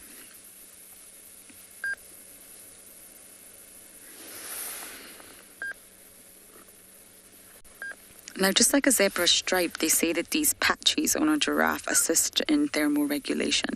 So they help keep it cool. Or warming up on days like today, which is really not very warm. We're all wrapped up on our side. And giraffe populations all over are said to be in trouble. Or at least the wild giraffe populations have declined by 40% in the last 30 years. So they are classified as vulnerable.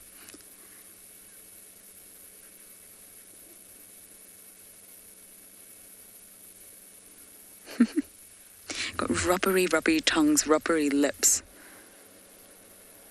So they really don't feel a thorn or a spine or two, or possibly 10.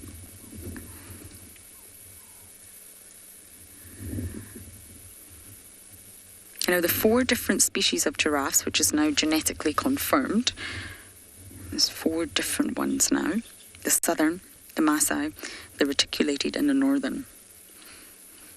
And there's a really fantastic paper. It's a bit heavy, but it does go into great detail about how the DNA of these 4 different species have not crossbred or exchanged genetic material for millions of years. And that's why they're not classified as subspecies. These 4 are species. There are subspecies of giraffe, absolutely, but when you're referring to these 4, they haven't crossbred or intermingled or exchanged material, genetic material, in millions of years.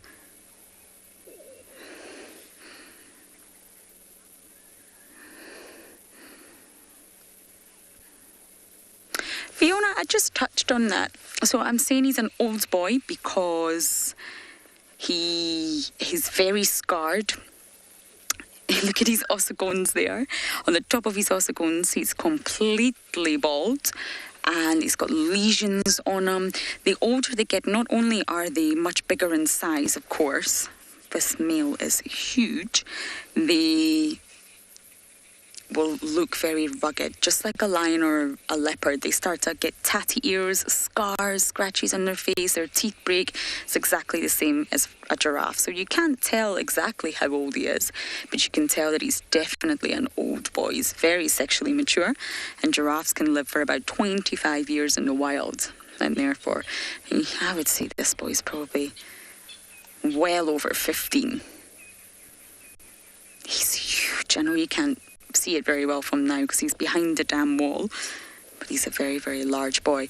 And it used to be said that the colour of the thermal windows, the darker they are, the older they are. But that's actually not necessarily the case. It can be that as a giraffe ages, the sort of thermal patches, if you like, get darker. But not all giraffes darken. Some giraffes even lighten. So that doesn't work.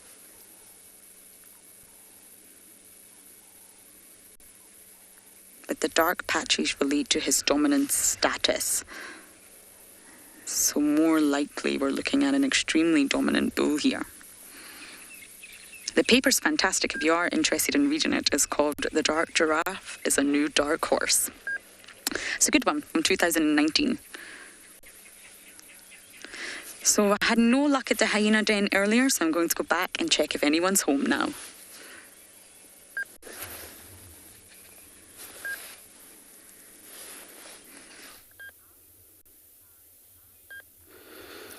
Beautiful. Eventually our lion able to roar for us, but then it's just a little bit. Now he's up. He's probably looking around here, and then it's probably now getting excited of what the other lions have been calling about. But the sound is still coming from the far south. but now he's looking north, so he's not actually looking back south there where the sound just came from. Just amazing how you can able to see now his beautiful mane. It's a fully growing male. He's able to see a lot of a dark mix with gold. And then I witnessed this morning he's got a lot of a dark on it, and then chin and neck, dark mane. So it's pretty fully grown male for sure. But he hasn't yet decided to get mobile. But if he does that, then he's probably head exactly the direction of where he just had a contact call came from. But he's pretty much alert now. Look like he's pretty much listening far north. I know I saw a visual of elephants far away. I'm not sure if he heard those two breaking branches. But he's pretty much looking around here. I'm not sure what he sees close by. They're very good on looking around, and also their sight is so brilliant, able to spot things so small, or hearing, pick up sound very well. As you can see, these ears are all covered with hair. It's so that even when it's too much wind, there is not much disturbed. The hearing point, they're able to pick up very small sounds coming from around here.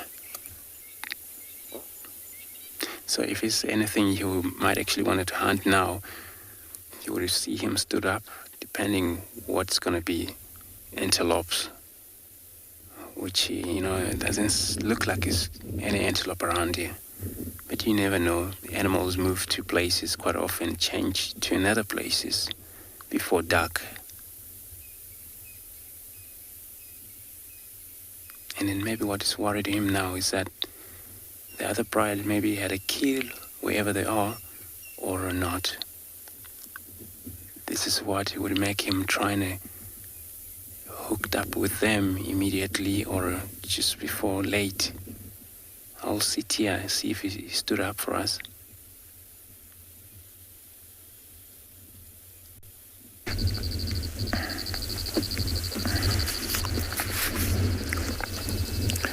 Now from the lazily male lion, we have an active pride here. We have the river pride for those who are joining in.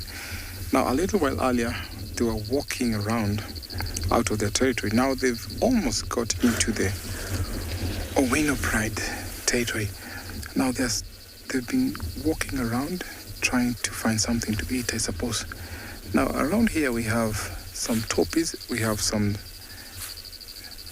zebra, and we have some zebras around here. So I'm sure they'll have to wait until it's dark for them to get closer. Topys have a very good and sharp eyesight, so the lions have stopped and have to wait for a little while.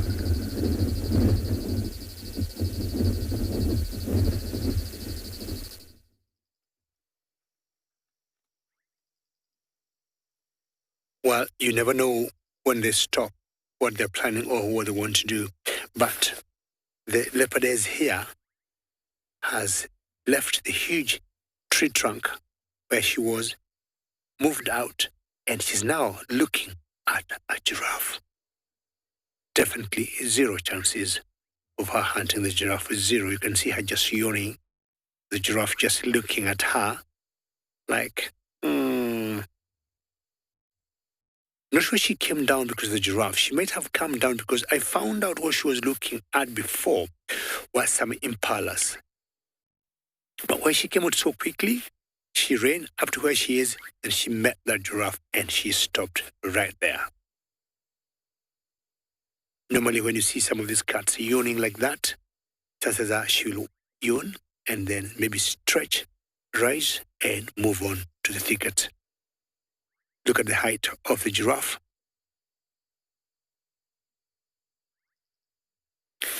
And she's just wondering, she knows she is not in any danger of any sort. She just wants to be sure And there's another one there. Apparently we saw 5 total, but now we have these 2 more. We've got 7 giraffes here. So just wait here a little bit and see what unfolds as the leopardess is slowly and surely moving to the thicket, and we'll definitely keep updating you.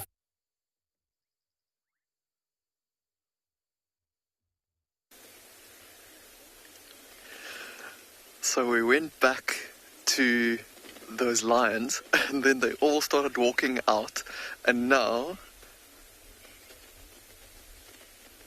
we have the rhinos and lions, and there's actually cubs stalking the rhinos, coming closer and closer to them. Look at this. Oh my goodness.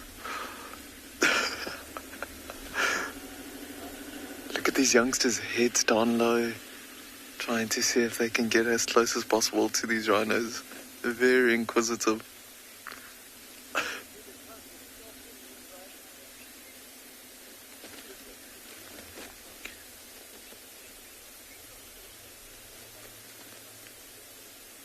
Look at this. How crazy is this? You can actually now see the lionesses walking behind the rhinos here as well. Look at these youngsters coming through the long grass. How amazing how the rhinos have turned their heads towards the lions immediately. Oh, there's another youngster that's now creeping closer and closer. Might come into view on the left-hand side pretty soon. There he is. Oh, look at this.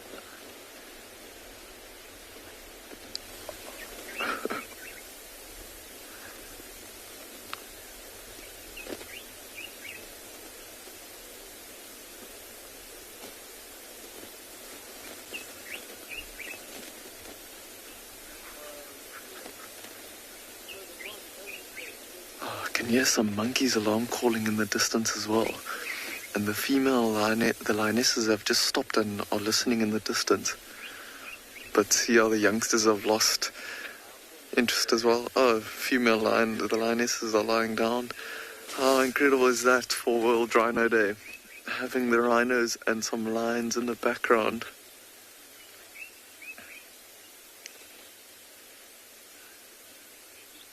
What in right you're saying these are some foolish youngsters.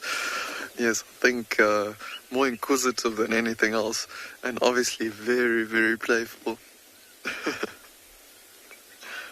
And I can imagine they must think, these rhinos look quite appetizing. But you can see that the lionesses that lie down there in the back have absolutely no interest in these rhinos at all.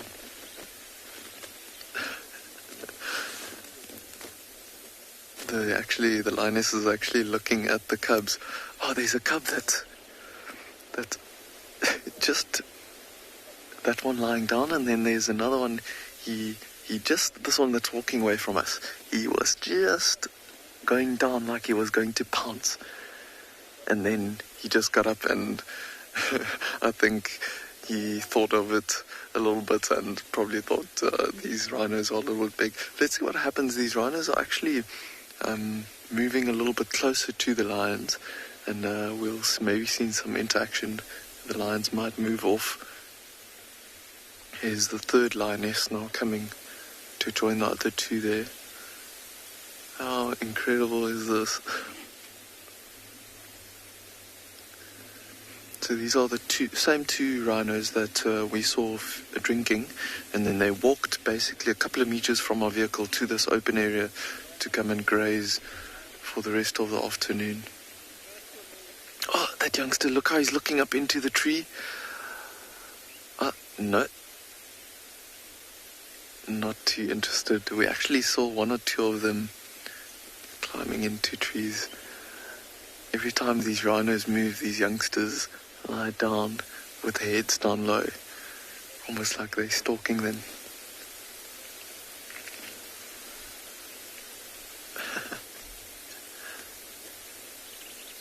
The rhinos aren't phased either, heads down and feeding, not too worried, but you can see that youngster there, how they are really interested in these rhinos. See what their bodies do. The rhinos have now looked up. You can see the youngster's ears pointing straight towards those lions.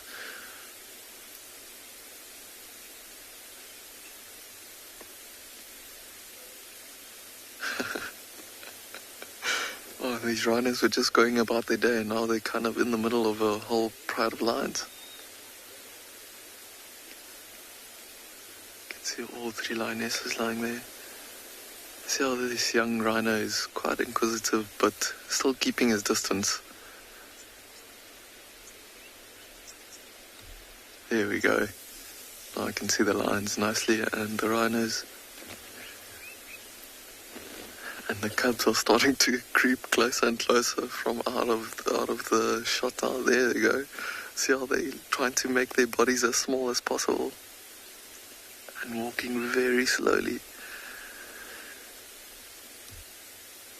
So this is all fun and games, but it is very important play that's part of these young lions, teaching them important skills of how to stalk and everything, but obviously a lot of fun for them.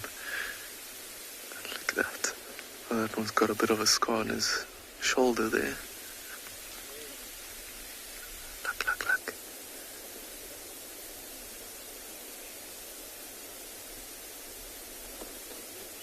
They're getting nice and close to the rhinos now. It was almost like he was going to go and then decided, no, rather not.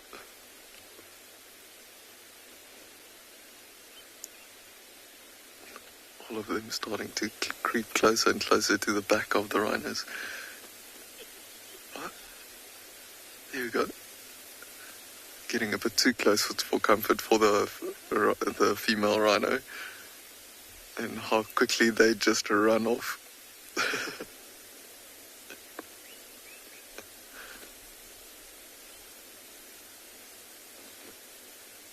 So precious. I think they're gonna head back to their mothers now after being told off by the rhinos. Oh no, actually what they did was interesting. The rhinos turned and they headed to the hind quarters of the rhinos. Obviously not the dangerous end. One of the lionesses gotten up now, starting to move it seems. Listening in the distance there.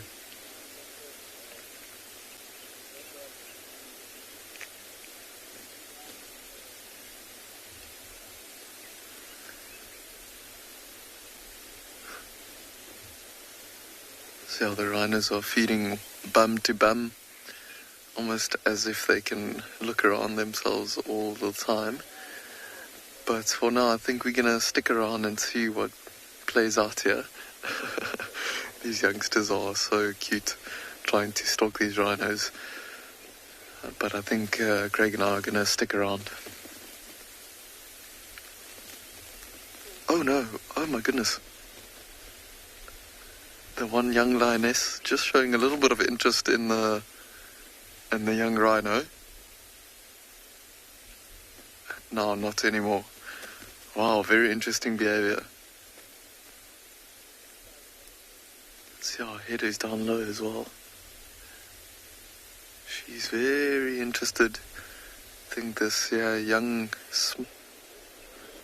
small rhino. Yes, this young small rhino is probably not that big that she's interested in doing whatever she's doing right now. I think let's see what happens. I think as soon as that youngster just makes a sound or so, the mom will come racing. Look at that. The lioness is almost like she's inching forward and she wants to pounce.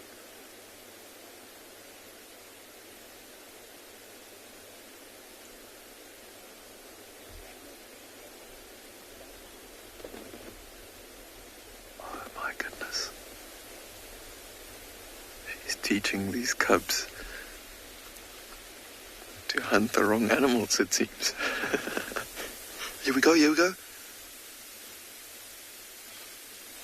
No. She's not getting there today. Oh no, she's moving off. It is a young lioness, so I think also a little bit playful. Oh yes, I think she's playful, that's all it was. So maybe taking a chance and being a little bit inquisitive to see what happens if she does try to chase the rhinos. But the fact that the little rhino probably turned around means that she's not too keen. But I think we're going to stick around. Oh, here she goes again. Here you go. Oh my goodness. I know, every time the rhino turns.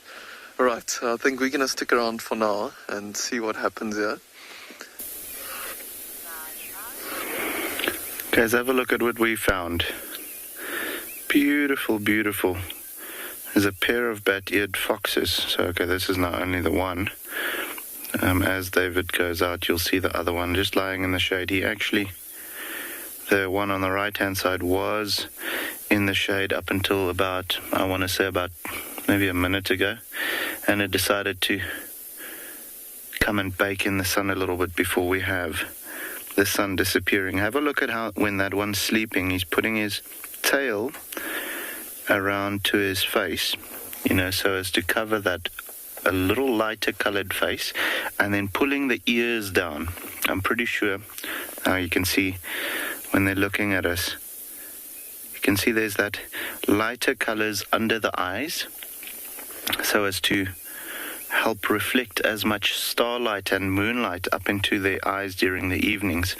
They are mostly nocturnal, well, during summertime at least, and they use those huge ears like little satellites to listen for little beetle, larva, or a scorpion, or even a little gecko moving underneath the ground. Now you can see those ears properly. And then they'll actually go and dig it out. They do also feed on termites and ants. And I want to say during now this time of the year, before the rains have come, and also during winter time when there's not a lot of insect activity otherwise, it's probably going to be their primary diet, the termites now. However, as soon as it's rained and the beetles return and the butterflies return and there's a lot of larvae everywhere and all of those things, they're gonna diversify their diet quite a bit. But very, very cute. So they are burrowing as well, guys. So this little pair, I'm pretty sure, is going to be denning just by this raisin bush where we're seeing them right now. So hopefully soon they'll have little pups of their own, which would be great. You should see how cute they are when they look exactly like that, just almost the size of my hand or your fist, if you had to imagine how big they must be. So very, very, very cute. Already that big ears. And yeah, so very cool to have found this.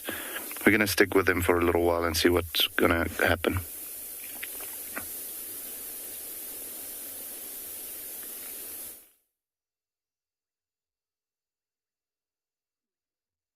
Yeah, stick there and see what will happen, because, as I said, I was not going anywhere.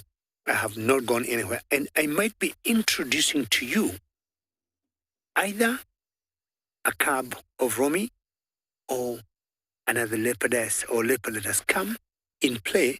We're just going to confirm who this is, because if you look carefully now, there's that one there. To me, looks much younger than what we saw before. And I hope James Richard, you're still watching.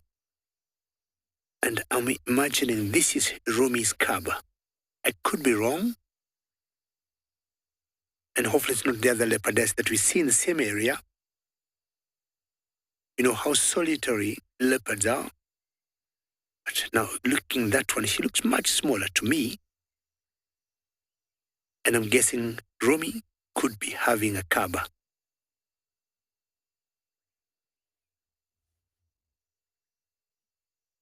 Romy disappeared, went in the grass, in the thickets, like played a little bit with the giraffes. The giraffes took off. And then she laid next to that buffalo carcass. Definitely, there's an old carcass. It's not her who brought it down. There must be been lions. But that's her at the base of that tree there. And now look at this one. This one looks younger to me.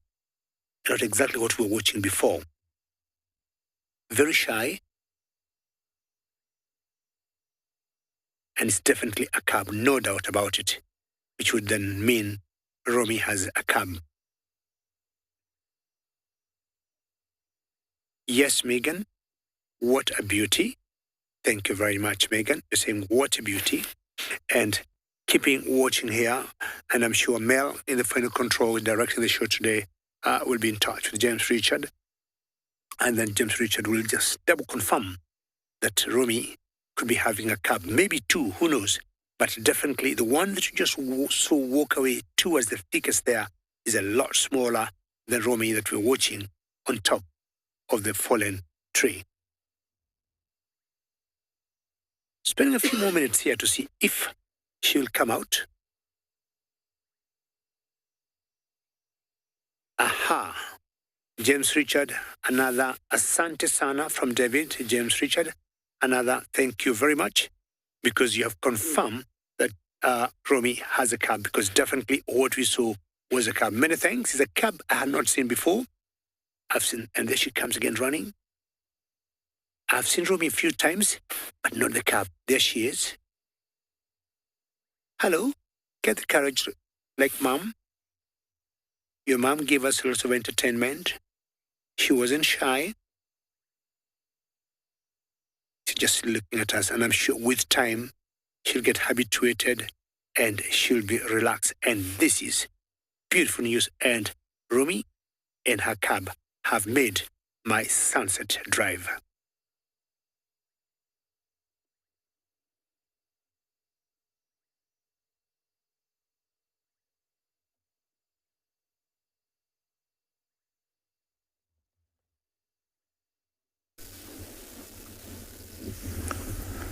So here in the Mara we have the River Pride advancing towards the zebras. Now the zebras are facing a totally different direction, unaware of looming danger.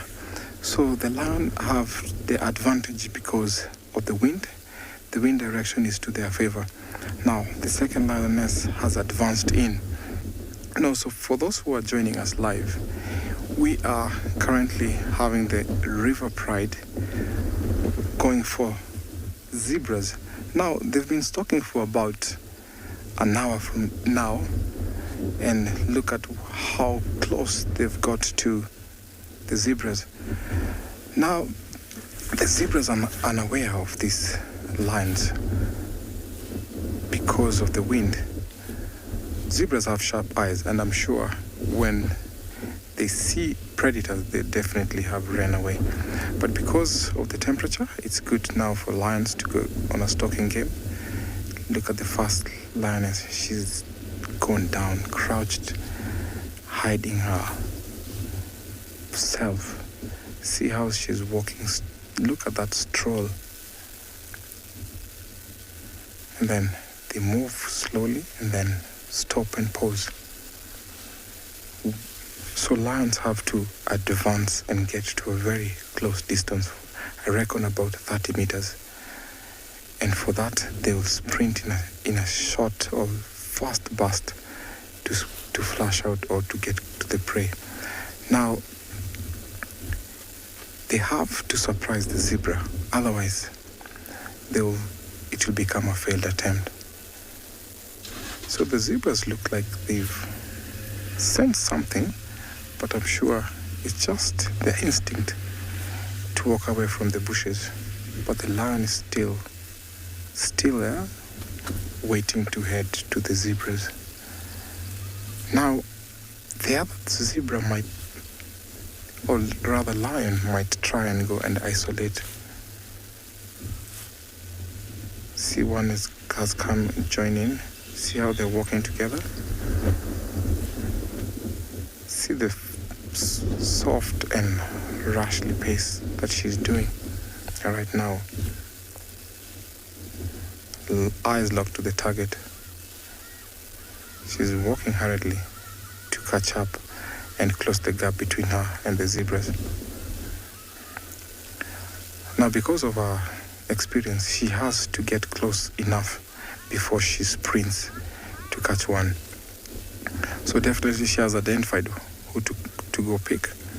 So she has her eyes locked on the target.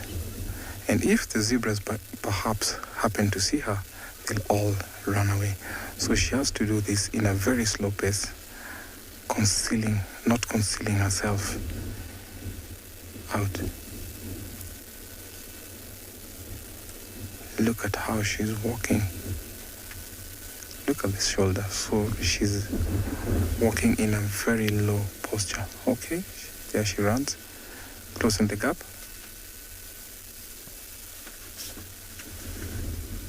Okay, something got her attention.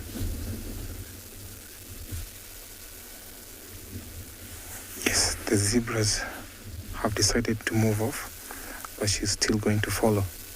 Now the other lionesses might try and isolate and maybe flash the zebras toward that direction.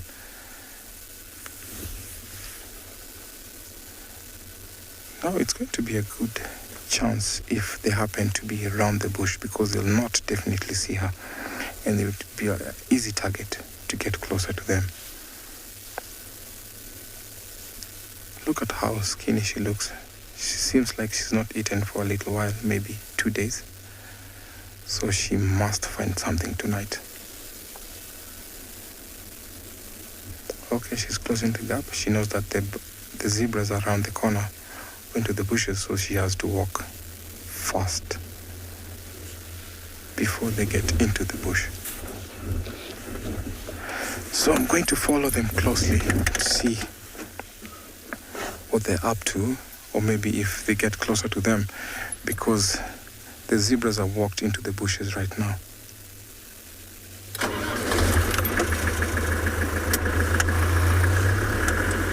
How exciting is this? We have 3 lionesses stalking. So we have to follow them closely at a safe distance and see what they'll be, if they will be lucky.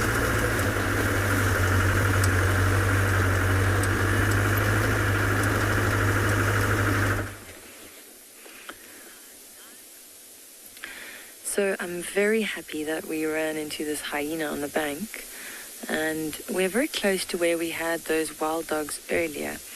And if you remember, we zoomed into the carcass that was lying next to the dogs, the carcass that they were feeding on earlier this morning. And remember, I was saying that the carcass had been picked clean. And if you look at this carcass, you can see that it's the same carcass.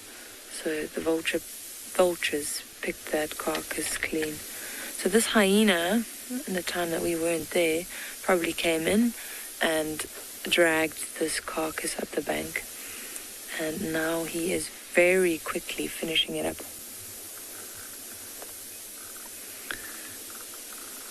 You'll notice that this hyena has a lot of scars all over him. If you have a look at his face, and just above his left eye, he's got a big scar there, all around his mouth, and you also notice the ears are quite tatty. He's been through a lot. But just notice the ease with which he is breaking through these bones. Now, earlier I also mentioned that how powerful the jaws of the hyenas are. It's incredible to see them crushing the bone and doing it so easily.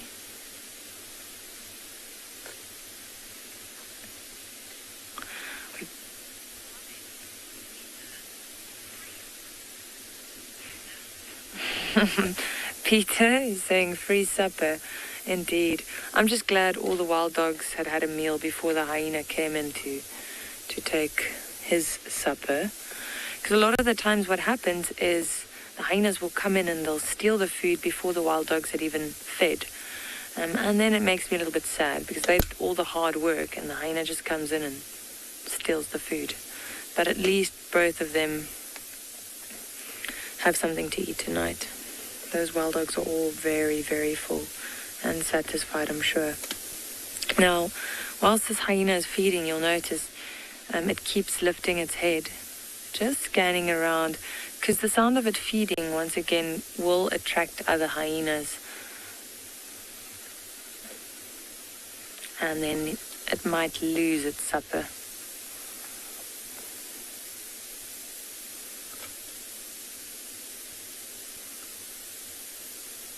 Now there's pretty much just bone left here, and then there's a bit of the skin. But yeah, he's just breaking the bone. And then you'll see him licking the marrow out once he's gotten through the bone.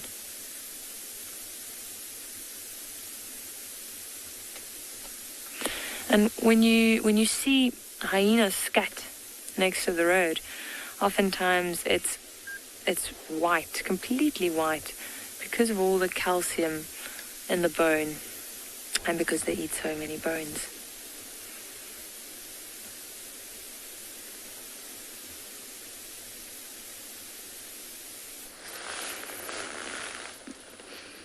Now, I believe we have Sabui's son here, but I would love confirmation from you all of you leopard experts, #WildEarth.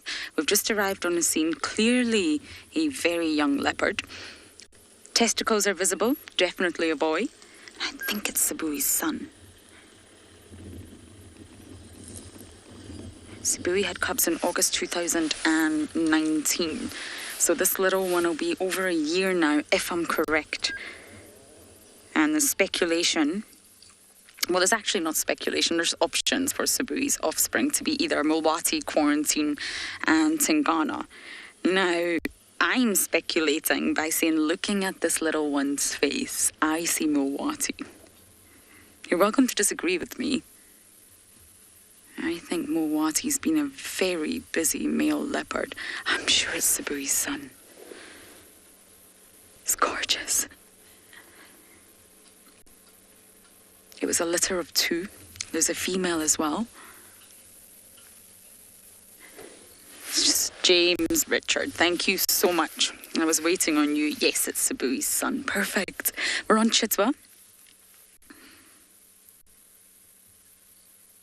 It's a very nice surprise to see a leopard who's very focused on something. I'm just going to slowly turn around.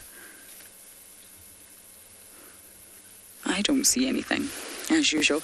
But I think we don't have the Panthera DNA. I'm not sure if it's ever been sent away to Panthera, but I am convinced that's Mulwati in the face. But Sabui would have had access to Tingana, yes, she would have. And she would have had access to Quarantine.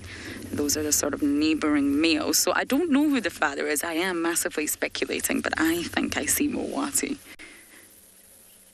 Tristan and I were having a wonderful conversation today. Not one of us, both Tristan and I, have seen a single male leopard track on Djuma since returning back to WildEarth. Lots of female tracks.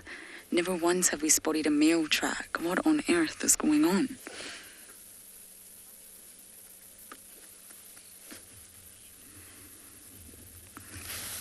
Stuck in bed. I agree with you as always.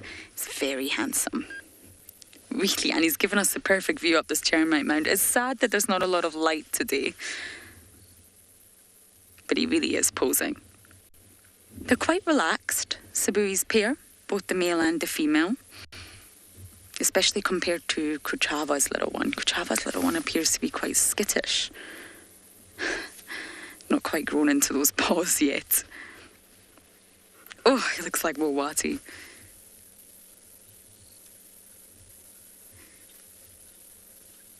And boys, males, generally tend to leave their mothers a little bit later than females. Females, it's normally around 18 months, normally.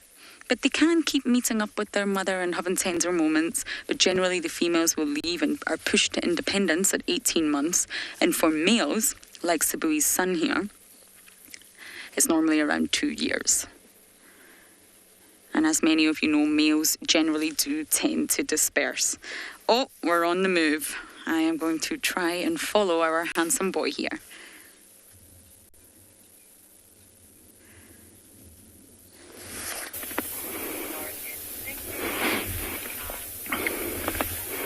So, alrighty guys, as you can see, not much activity. It's still just enjoying the afternoon sun. But just interesting about these little guys, you know, with them being so small. And now that we are in denning season, not quite in pup season yet, not quite baby season. That primarily focuses on the months of October and November, when you'll find them having puppies, here and there in September maybe.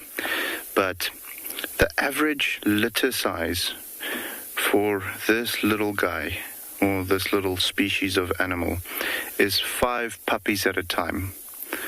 I imagine having 5 pups in that womb. Incredibly small, guys. They range between 102 grams to 142 grams in weight when they are born. So super, super small. I mean, minute actually. But the cutest little things. And you know, out here, you won't necessarily find them out in the open this much. No, not only the puppies, but the bat-eared foxes in general. Because with them being so small, guys, I mean, obviously they are prey species for quite a lot of, snakes, leopard in the Kalahari Transfrontier Park. They are actually classified as one of the primary food sources of the leopards over there. Out here, our leopard activity isn't that high, so I think their primary predator would probably be something like maybe a martial eagle, or one of the larger eagles that we have in the area, martial eagle or a Verreaux's eagle or something like that. Even at nighttime, because they concentrate most of their movements during the evening, you'll find the Verreaux's eagle owls, used to be known as the giant eagle owls, or even something like a spotted eagle owl going for them. So they have to have their head on a swivel constantly. Lying out in the sun like this, baking, has its disadvantages, even though it's very nice.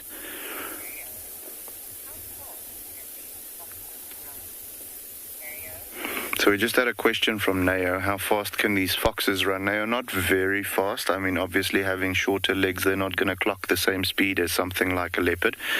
However, the shorter the legs, the higher the agility. So, I don't know if you noticed earlier when we were looking at them, that big fluffy tail that he had wrapping around his face. They use that as almost like a startling device. So what they'll do is they'll run, and don't get me wrong, I mean, they're definitely fast. They're much faster than us.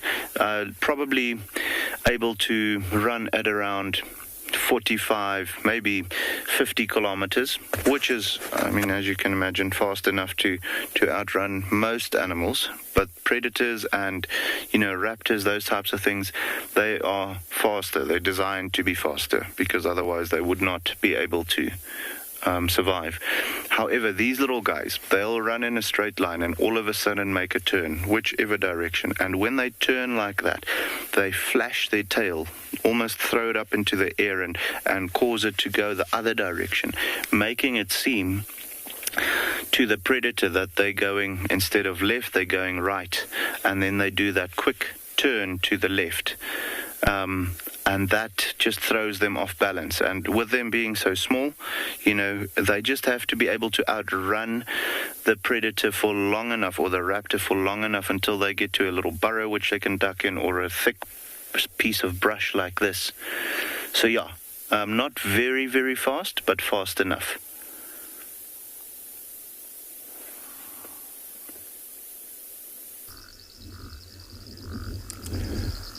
So from the failed attempt where the zebras ran very fast, so the lions from the river pride have stopped a little bit. Now, a group of about 4 buffaloes have walked past where they were settled. Now the last one looks a little bit sickish or old. Look at how he's walking. I think these lions have picked her and look at how this one is following.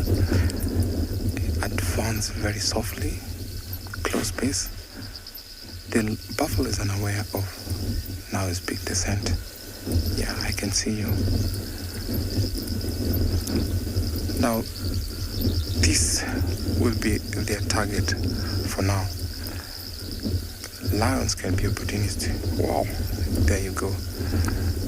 The sickly of buffalo has decided to run. Now it's going to be a chase. The lion is advancing. Now all the other buffaloes have ran away. Now it's going to be a game of cat and mouse. Look at that standoff. Now she has to wait because the other lions will come behind this buffalo. As soon as he turns around, she follows. That is what we call a hunt. Look now, they've all come join in. Isolated one, and this is going to be an exciting thing to watch. For those who are joining us now, please send us your comment and questions to #WildEarth. Wow, look at that. Now they've joined in, the three of them. It's going to be an exciting thing to see. Look at how she's walking around to isolate, and off they go. Nice. Oh, there you go. We have something for them to eat. It's gone all the way to the jugular vein. Viewers, for those who think this is gross, this is nature taking its course. So these lions have what we call calves. So they have to feed the calves. Now, this is one exciting first one for this week. We've already have a hunt. Wow, look at them. All they want to pin her down, making sure that she is completely dead. Now the first lioness has gone to the vein, the jugular vein, to block her.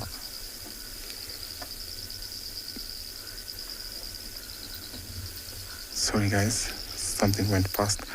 So she has to kill her by also engulfing and also choking her to make sure that she is completely dead, while the other ones pin her down. What an exciting sighting. The first lioness is still locked up, making no move. This other lioness has to go round.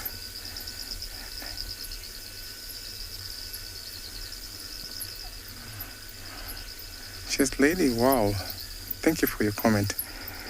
Yes, this buffalo was lame, and tell that by the way she was walking, it was easy for this pride to pick her and just drop her down.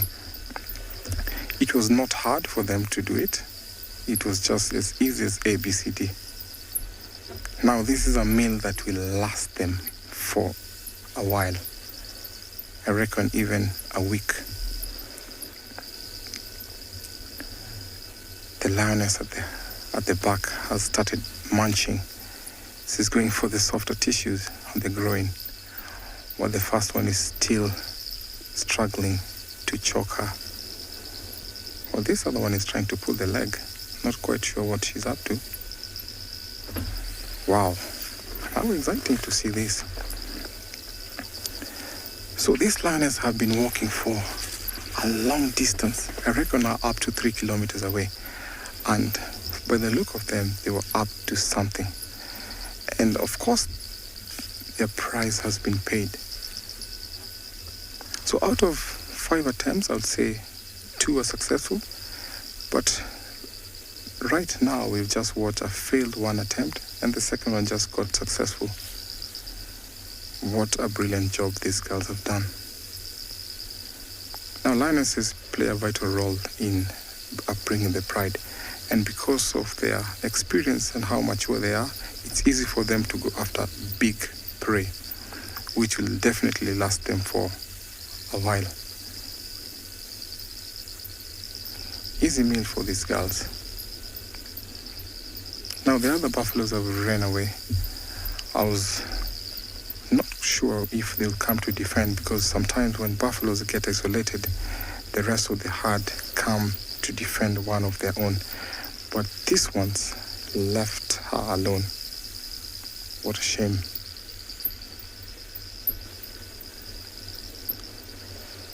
I'm sure she's not yet dead. After she's dead, the first lioness will definitely let go.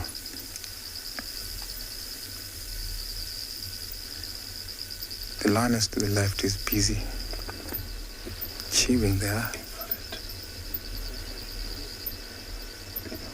So this is an interesting sighting. Let's wait and see.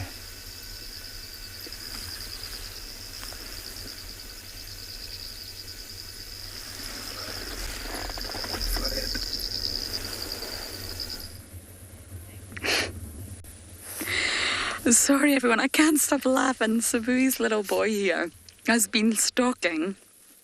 I can only see two, but we've also got a lack of light here. Huge adult male water bucks. And he's been slowly climbing up this tree, trying to blend in. And I'm almost certain they've seen him. And they are way out his league, unless he's got some superpowers that I don't know about. I think there's maybe a chance he's also giving up and gone to sleep here, but it's been rather entertaining watching him home in his sort of prowling skills, keeping his body close to the ground, blending into the background. But boy, those water bucks are too big for you. By a long way. I don't really think he's going to go, but he was definitely practicing. It's actually so lovely to spend time with them. It's been a good few months since I've seen Sabui's pair, and this boy is huge. 1 year old, still a sub-adult, but he's very large compared to the last time I saw him. And Sabui's territory is one I'm not completely familiar with, but I know it extends into Chitwa from the western side. Little Gowrie, Hoffman's, and it goes way further south than that into reserves that we don't traverse. She clashes with Tandy a lot. I think Trishala, big yawn. Trishala has sighting where Sabui was present with Tandy's kill with her son, and I've also had a sighting where they've had a bit of a standoff. Oh, the water buck sees him.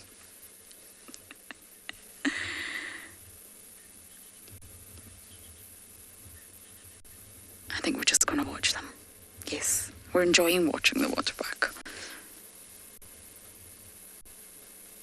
I know it's not the best view, but I don't want to reposition my vehicle. You should never block the predator's view, or the prey's view, in that matter, of each other. When leopard cubs are first born, they're really fuzzy, if that makes sense. And I don't mean texture, I mean appearance. The spots are not quite clearly defined, and they almost sort of run. It was like colours bleeding into one another, like watercolours. It's very, very fuzzy. And Davi says, as a cameraman, it's very hard to get a leopard cub in focus because you always think that it's out of focus. But you can see here, his rosettes are starting to become really, really well defined. He's a bit fuzzy around the edges, but he's growing into a big boy. And clearly spending time away from mom, time away from sister. So I think we're going to sit here and enjoy this stare-off between Waterbuck and Sabui's son a little while longer.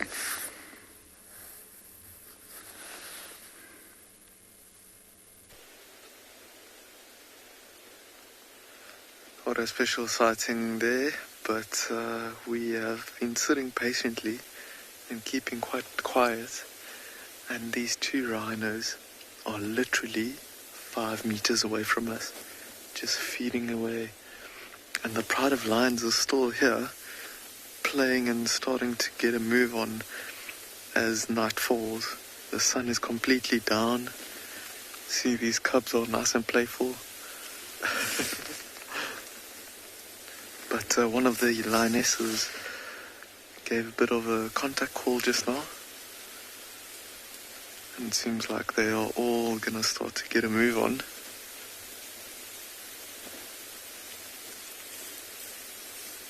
The rhinos are actually moving towards the lions a little bit now. See how that youngster immediately dropped his body down, trying to make himself as small as possible to see if he can playfully try and stalk these rhinos again. Look at them walking straight towards them. Let's see what happens. Let's see what happens.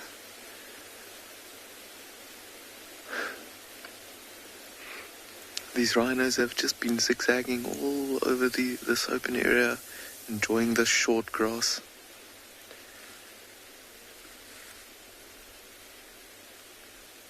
Oh my goodness, look at that. The youngster's just running off immediately.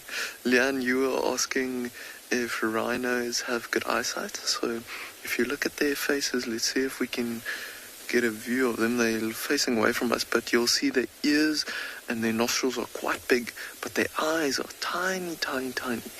So when it comes to their senses, their eyesight is not great. Look at that youngster, lion cub, looking over the piece of wood there. Oh my goodness, how cool is that? What a special sighting for International Rhino Day. Wow. Look at this youngster, the young rhino is very inquisitive of the young lions, and the young lion's obviously very inquisitive of the young rhino. Look at that. Oh my goodness.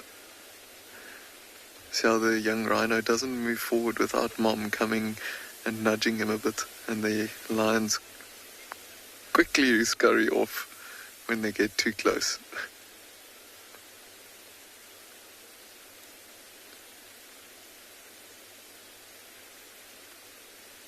It's almost like the rhinos are just trying to show who's the boss. There's actually some cubs that have now come behind the rhinos as well.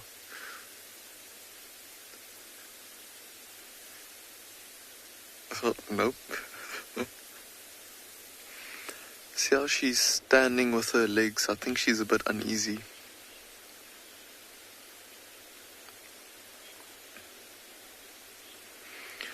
Marge, you are asking if how a dehorned rhino would be able to defend itself against a lion.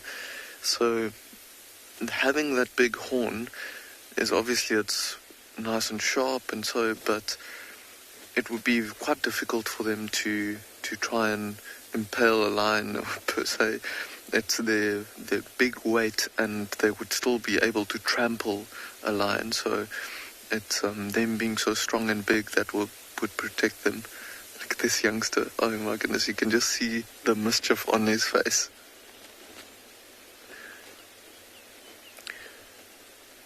So the horn of a rhino is used for protection, Marge, but just to get back to your question, but a lot of it is also to do with social interaction and fighting with each other, and so look at these cubs, so playful. They're gonna pounce.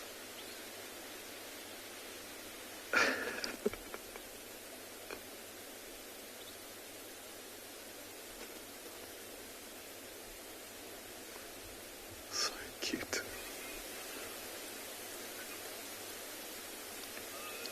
Now, as the rhinos are moving away, all the youngsters are going towards the rhinos again.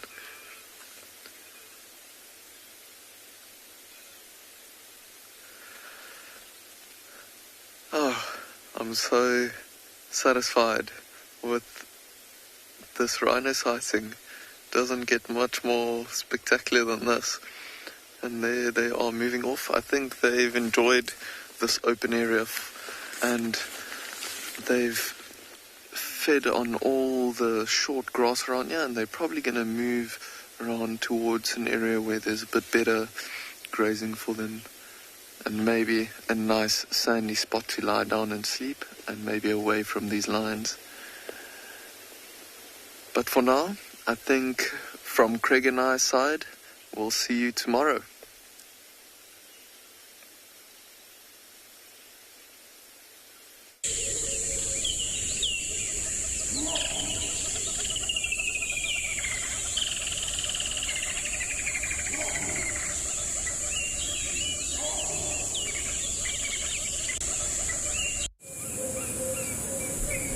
This program features live coverage of an African safari and may include